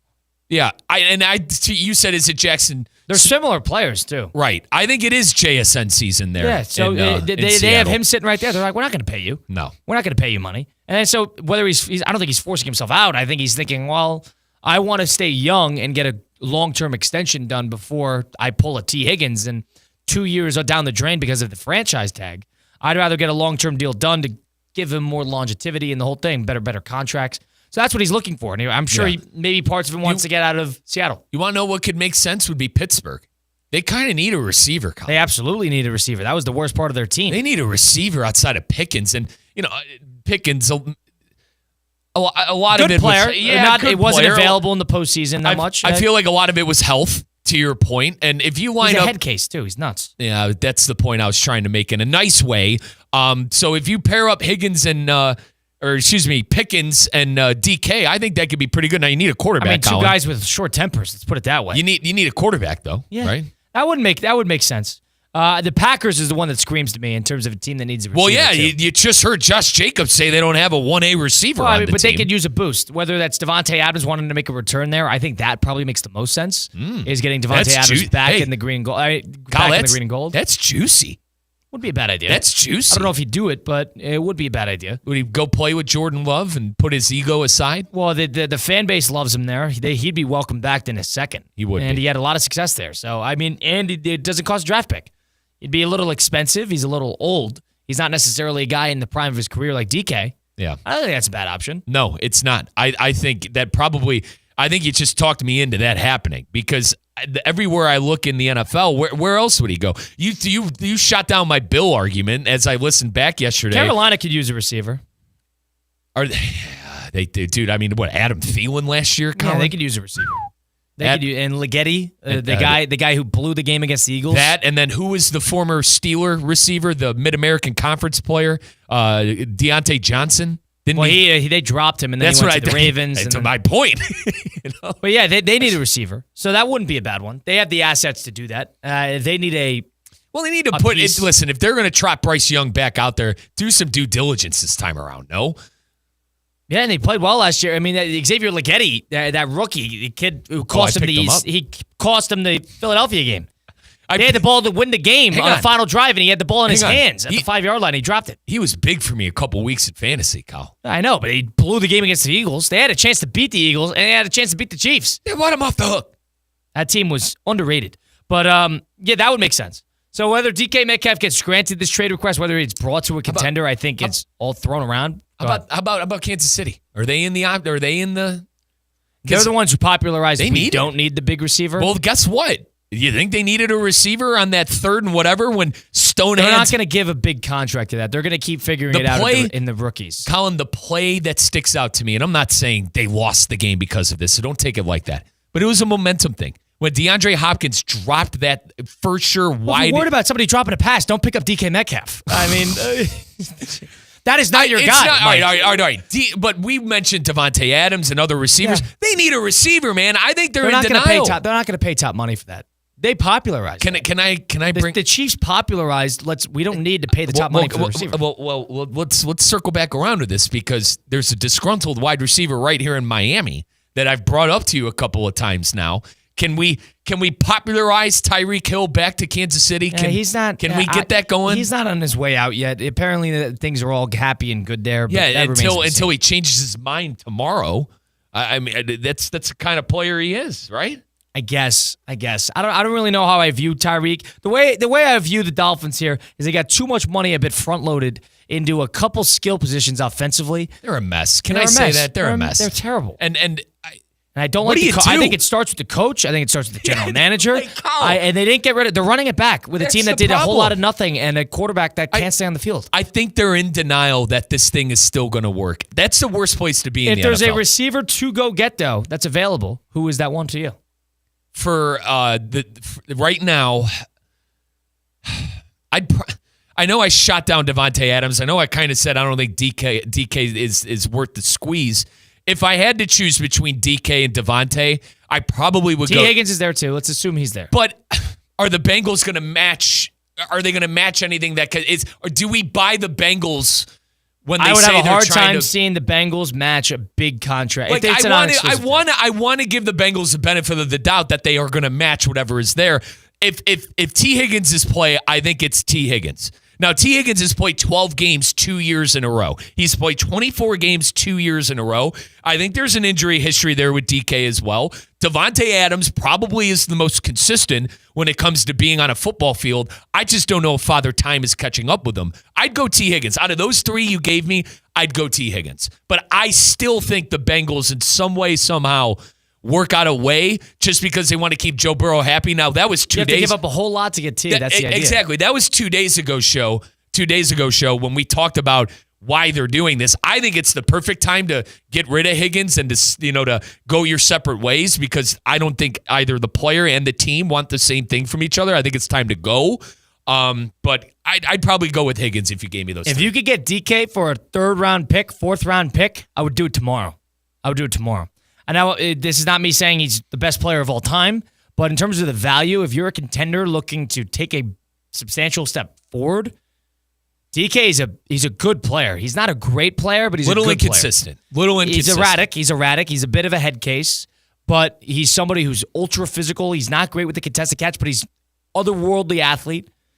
If you're a contender and you only have to give up a 3rd or 4th round pick, which is like Mike says, a shot at the hip if you're going to hit on a player at that point in the draft anyway. Yep. I don't think that's a bad move at all. I think the Packers should really take a hard look at that. So, and DK, let's give him credit, Colin. He's been healthier than I think we're giving him credit for. 2021, 17 games. 2022, 17. 2023, 16. Now, last year he missed 2. He played 15 games. Yeah, I guess we're not being fair. But yeah, I think erratic is the best thing to say about. Now, Colin, can he catch an 80-yard touchdown and change a game? Absolutely. Yeah, he's a top-end receiver. That's why I don't think it's a bad move. Absolutely, he could catch an 80-yard touchdown and change the game, but there's also a game where he's going to go one catch for like 5 yards, where his downfield option isn't open, and he's not getting open at all. So, well, Bet Online, according to Brian Rowitz, our content manager here at ESPN West Palm, just put out the DK odds for teams. Packers are 3-1.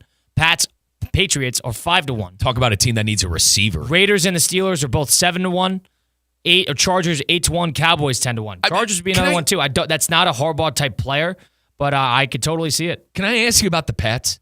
I love Vrabel. Buckeye. You'll never hear me complain about Vrabel. What's their plan though? What's their plan? They just signed a good coach. They have a quarterback. What's the when I say plan, what's the expectation next year? 8 games? 500? I don't think 4 or 5 games is going to float by with that Boston fan base, Colin.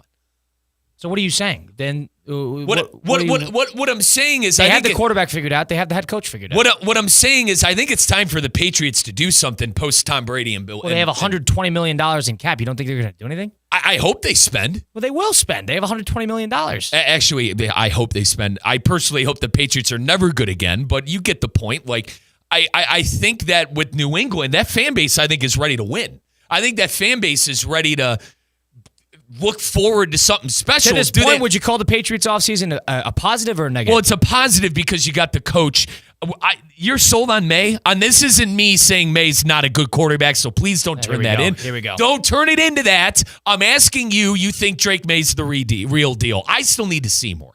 fine. I need to see. That's more. why you play the game. I'm not ready. Season, Mike. I'm not ready to say he's the guy. Okay, I'm but ready. They have him. I'm ready to say that we're going to drafted him with the 3rd overall pick. Of course, they're going to play him throughout his rookie contract. Now, Elliott Wolf. So whether he's not good or bad, or if he's great. Wolf. They kept Wolf. Yes, right? yes. Okay. But it's only it's 1 year. They're going to play him through his rookie contract, whether you like it or not, and whether he's good or not. He's going to be playing. So, I mean, whether you're not sold on it or not is regardless of the fact that they found him. He's there, and they're going to use him. Does it bother you that Vrabel wasn't in the building when they got him? No. Okay.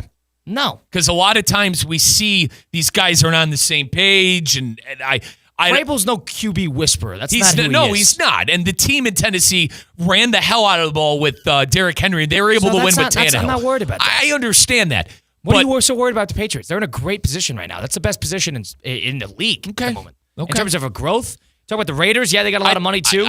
I think that's a tough fan base. That's a tough media market too. They're going to have to start winning games sooner than later. Well, they got the money to put together a really solid offseason. I wouldn't try to put all your eggs into one offseason. You got to play it the long game. You don't think it's a red flag that they hired Mayo and fired him after? That Mayo thing bothered me. Now they got Vrabel. What are you so worked up about the Patriots? I don't understand here. It's not. So now you have Vrabel is a great hire, but you have a problem with how they let Mayo go? I have a problem. The problem I have is that a 4-win season, a 5-win season isn't going to do it for that team again next year. Do you agree? Sure. I don't think they're going to do that. They're going to be much better next year. That's the idea. That's why they got the coach. That's why if they get Travis Hunter and spend a lot of money in the free agency and all of a sudden things look a lot better than we're under the impression of. I think there's pressure on that team to win. I think that's the perfect there's way. pressure on every team to win. There's pressure on that team. Yes. It's the perfect way I could put it. My problem with the Patriots. I'd put money today that they would be substantially better next year. Let me ask you this. You're king, Colin. You are the czar of over-under win totals and futures. Way too early. Way too early. I don't even know who they're signing yet. Way too early. We're not doing that. 7.5, Damian Perez. Are we going over or under? Their number would not be 7.5. Right now, it would be 6.5, but okay, maybe even 5.5. So they need that. 7.5. We agree they need everything. That's they need everything, and they do. How much money, Colin? 100 and what? 20-something million, something like that. And this stems from our conversations with DK Metcalf and where he might go. I think they need a bit of everything. That's why I'm sitting here looking at the Patriots, like I think it's time for them to win. They have money, and they need. I think it's they have time for them. $130 million. That's $40 million, $32 million over the next. They need everything in the kitchen sink outside of the quarterback position. I would trade that for a lot of other positions. I would trade that with the Browns. I would trade that with a lot of teams. That hurts, but you're probably right. It's a great position. It's only because of the Watson. Don't rush it. It's only because of the Watson deal. Don't rush it if you're the Patriots. Don't rush it. There's reports that the Patriots are not interested in DK Metcalf. It doesn't bother me. He's not. Does the DK Metcalf scream of Vrabel? He's not a Vrabel guy, right? So that's fine. They're going to get a receiver somehow, somewhere. Quote unquote, the teams to watch are the Bills, Packers, and the Chargers. Don't see the Bills either. I see the Packers. I made the case for the Bills with Adams yesterday, but the more Colin talked about it, the more he talked me out of it. I don't know. There's a lot of situations where we're kind of all over the place. I apologize for going the Patriot route, but there are a lot of teams that need a lot of things, and I nonetheless think that the Patriots need basically every position. And luckily, they have the resources to do that quickly. That's what they said about the Commanders, and they were able to figure it out. Sure. That's Mike Rizzo, Colin Russo, Damian Perez with you. Mike had an interesting situation with an airline the other day, and I was a little confused when he told me, so I'm going to have him tell everybody a little bit next. Stick around for it. It's Russo and Rizzo on ESPN 106.3. Live from the Anajar and Levine Accident Attorney Studios. Anajar and Levine Accident Attorneys. Call 1-800-747-FREE. This is ESPN 106.3. Calling all sports fans, grab your MVP card and head to Duffy's where you can catch all of the action. Not an MVP? Sign up for free and start earning rewards today. Duffy's is voted the best sports grill year after year with their award-winning burgers and wings. Don't forget about Duffy's famous 2-for-1 drinks all day, every day. And with over 80 TVs in every location, you'll never miss a minute of the game. Visit Duffy'sMVP.com to learn more. Duffy's, our game is always on. Lytle, Ryder, Smith, Ivy, and Fronrath, proudly representing the residents of South Florida since 1985, and proud supporter of Inter Miami on ESPN West Palm. Lytle, Ryder, Smith, Ivy, and Fronrath has attorneys across South Florida ready to fight for your rights. They've recovered billions for their clients, and you won't pay anything unless you win your case. If you have been injured, call the attorneys at Lytle, Ryder, Smith, Ivy, and Fronrath, 561-867-4117, or online at foryourrights.com. Main office in West Palm Beach. This is ESPN 106.3, a Good Karma Brands radio station. Find official rules for all your favorite ESPN West Palm contests by visiting ESPNWestPalmContests.com. That's ESPNWestPalmContests.com. You're listening to ESPN 106.3, the ESPN app, and streaming on your smart speaker. Spring training has arrived at Roger Dean's Chevrolet Stadium. Come to America's busiest ballpark to see the Miami Marlins and St. Louis Cardinals take the field before the season begins. Bring your groups, celebrate your birthdays or anniversaries, experience our VIP batting practice, and get up close on field with the pros. Visit RogerDeanChevroletStadium.com or stop by the ticket office today to purchase your spring training experience. See you at the ballpark.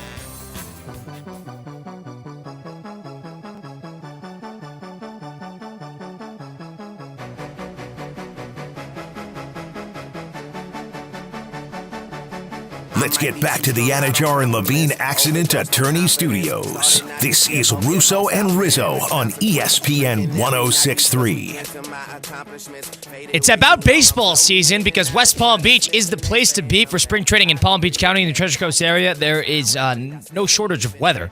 So what better reason to get back into the baseball thick of things over at Cacti Park of the Palm Beaches. It has all the action around the Nationals and the Astros. You can enjoy the biggest stars coming into town. The Yankees coming in, the Mets. Grab a cold drink, indulge in some amazing ballpark eats. Cacti Park has plenty of fun promotions for you and the family, from their family 4-pack, fireworks shows to the Bark at the Park night. Experience big league action up close and personal over at Cacti Parks. You can create some lifelong memories. Tickets out sale now over at cactipark.com. I was there last Saturday. It was a great time. It was a perfect weather. Saw a little Nationals Marlins action, grand slam in the third inning. No complaints from my front, my experience at Cacti Park. The best part is you get in and out. It's easy. It's not like it's going to a normal ball game where you got to set your whole day around getting in, getting out, figuring out when you're going to leave, how you're going to leave, the whole thing. It's not like that. In and out quickly. Secure your spot today. Let's play some baseball at Cacti Park of the Palm Beaches. Colin Russo, Mike Rizzo, Damian Perez.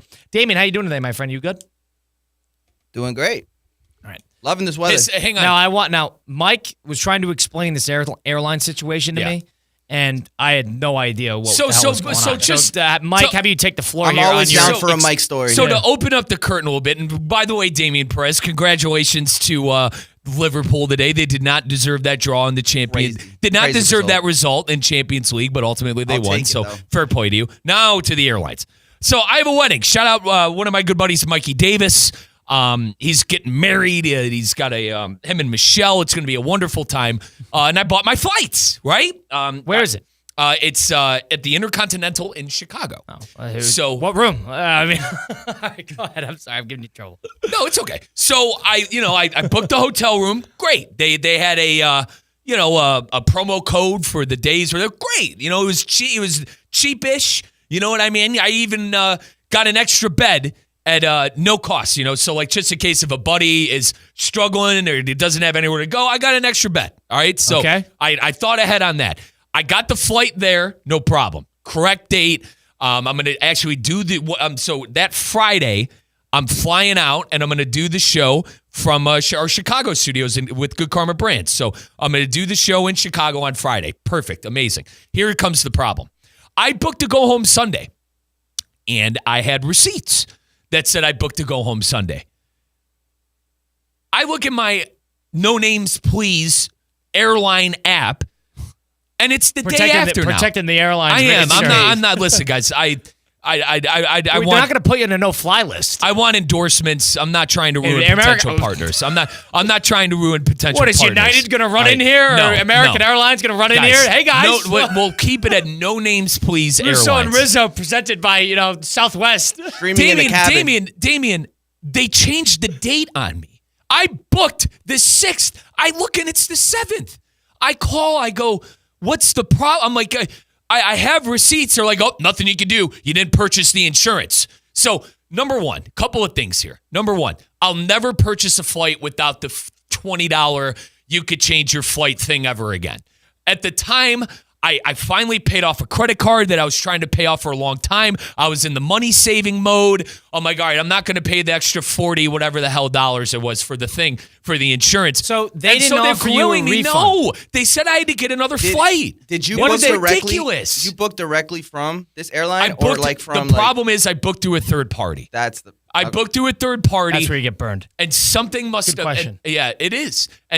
But listen, I love my third party app. I've been using it for years now. All right, I've been using names, please, third party airline app. I've been using my no names, please, guys. I've been using my third party airline app for years. It's never done me wrong. But unfortunately, that gives the airline an in to just wash their hands. I thought, and listen, I thought about getting a hotel and staying Monday and doing the show from Chicago as well on Monday.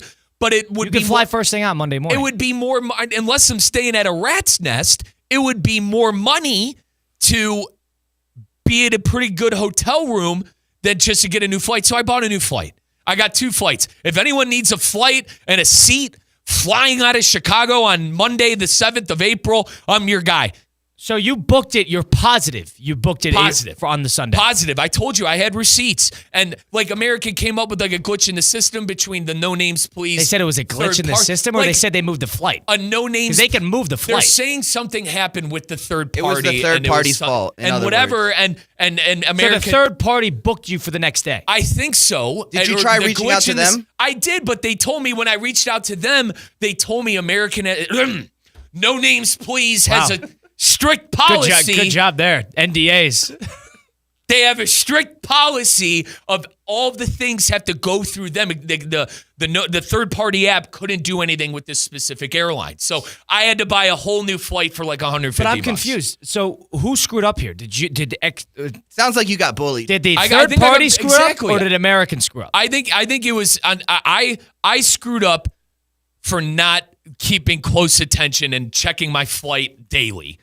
And I think the third party screwed up and American scred up, and both of them are looking at me. You're positive when you booked it was for the 6th. Both of them are looking at me like the Monopoly man, the I don't know look, and just saying, it is what it is. So you're positive that when you got the receipt text or the receipt email, right when you bought it, that it was slated for the 6th. It was, Sunday. but then it said the 7th. Like, I swear everything so the email that you received a month ago changed? At the 6th, and then I saw the 7th. I think I found it. What'd you find? I think you screwed this up. No. The email doesn't change after it's already been sent. Damien, it doesn't change. You're kind of talking yourself guilty here. No, I'm not. So the email. No, I'm not. So you're positive, allegedly, that the email said it was on the 6th. Yes. When you first bought it. And they don't believe But the email that was delivered a month ago, whenever you bought the flight. It changed. Correct. To the 7th. Correct. And that's why I said I should have taken a screenshot of the emails as soon as I got the confirmation.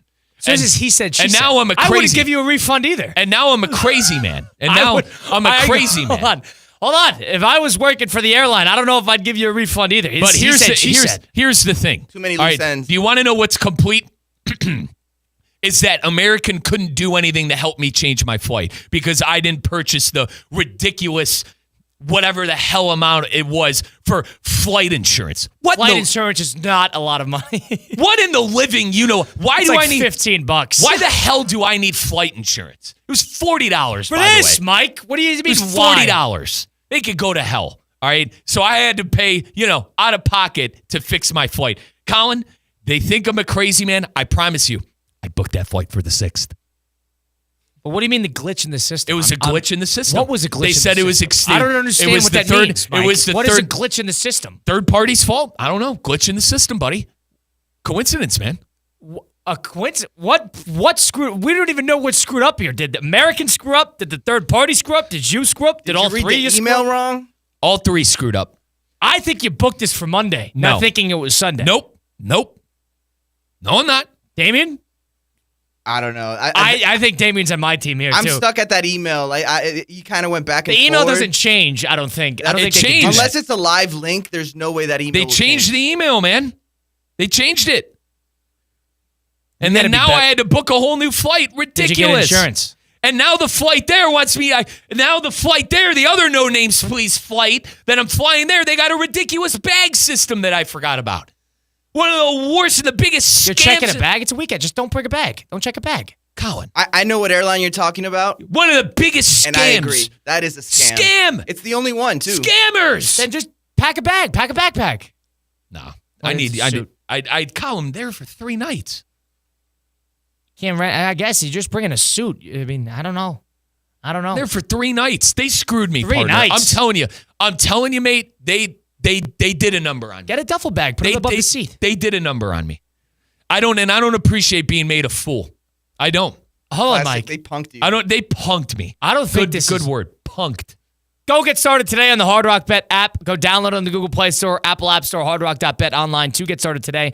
It's future season. It's March Madness season. So you can bet on the futures, who's going to win the tournaments, who's going to win their first round, even game by game. Put together a parlay. Check out the Discover page. See what other users put together themselves to get started. It's the best. I love Hard Rock because it's suited to 2 types of players. The sophisticated player that knows what they're doing, experience, wants the most out of their sports book, and also the new player that's looking to get their feet wet, looking to get acclimated for the first time. Caters to both sides. That's why Hard Rock Bet is so accessible. Go get started. Get up to $100 back in bonus bets if your first bet does not hit. That first bet can be a parlay, a prop, the over, whatever you like to bet in a game you choose. Win that first bet and get the same amount you bet back as a bonus bet.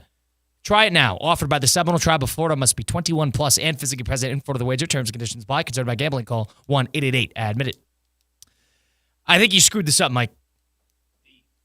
They're thieves, mate. They're thieves. You screwed this up. I think you booked the flight for Monday thinking it was Sunday. I don't think so. I don't know. It's not out of the. But is it a complete? So it's not Damien, out of the. Damien That's said, what he told his boss. It's not out of the. It's not a. Go ahead. Can I be honest? Damien said, "Is it a live link?" It is a live link. I did confirm that. Oh. It's a live But link. they didn't have the flight date on the normal email. I'm telling you guys. I know that I booked it for the 6th, and I know I sound like a crazy person. Because airlines I know I do. They can change flight. It's rare, but they could change flight dates. I honestly, the cat's already out of the bag. American, they told me since I didn't purchase that ridiculous $40 flight insurance thing that there was nothing that they could do. And I told the lady, I said, so you're saying I just wasted $150? She goes, well, I don't like to say it like that, but, and before she even finished, I hung up the phone. Wow. Mike Just got burned taking there. her victory lap. I did get burned, but it's a live link, and I promise you guys, I booked it for the 6th, and something happened. All hell broke loose. I checked my app. It's for the 7th. I tried to play damage control. Nope. And now I got to get bags. And now I got to get bags for my flight there because I forgot that I needed to pay a ridiculous fee for a damn bag, Colin.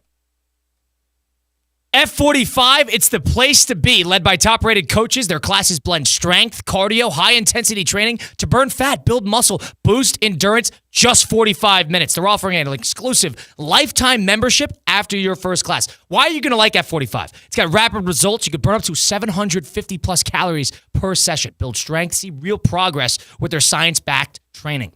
They have personalized coaching, get one-on-one attention from expert trainers, ensuring proper form, motivation, progress tracking. They have it all at F45. It's never the same workout twice. That might be my favorite thing about it. It's never the same workout twice. Every class is different, keeping you engaged, challenged, and constantly improving. That's F45, the functional side to working out as we close out the program here on a beautiful Wednesday in South Florida. I'll be doing the show remote from Madison, Wisconsin, believe it or not, from ESPN Madison, our friends over there on 100.5. We'll be doing that a little bit tomorrow. Stick around for it. It'll be 4 to 6 p.m. Mike Rizzo and Kate Chumsden are over at Cacti Park later this week. Got a packed rest of the week planned. If you missed any of the show today, want to listen back, go to Russo and Rizzo on Apple, Spotify, wherever you get your podcasts. As we close out, I say so long. We'll see you tomorrow, 4 to 6 p.m. on Russo and Rizzo, ESPN 106.3.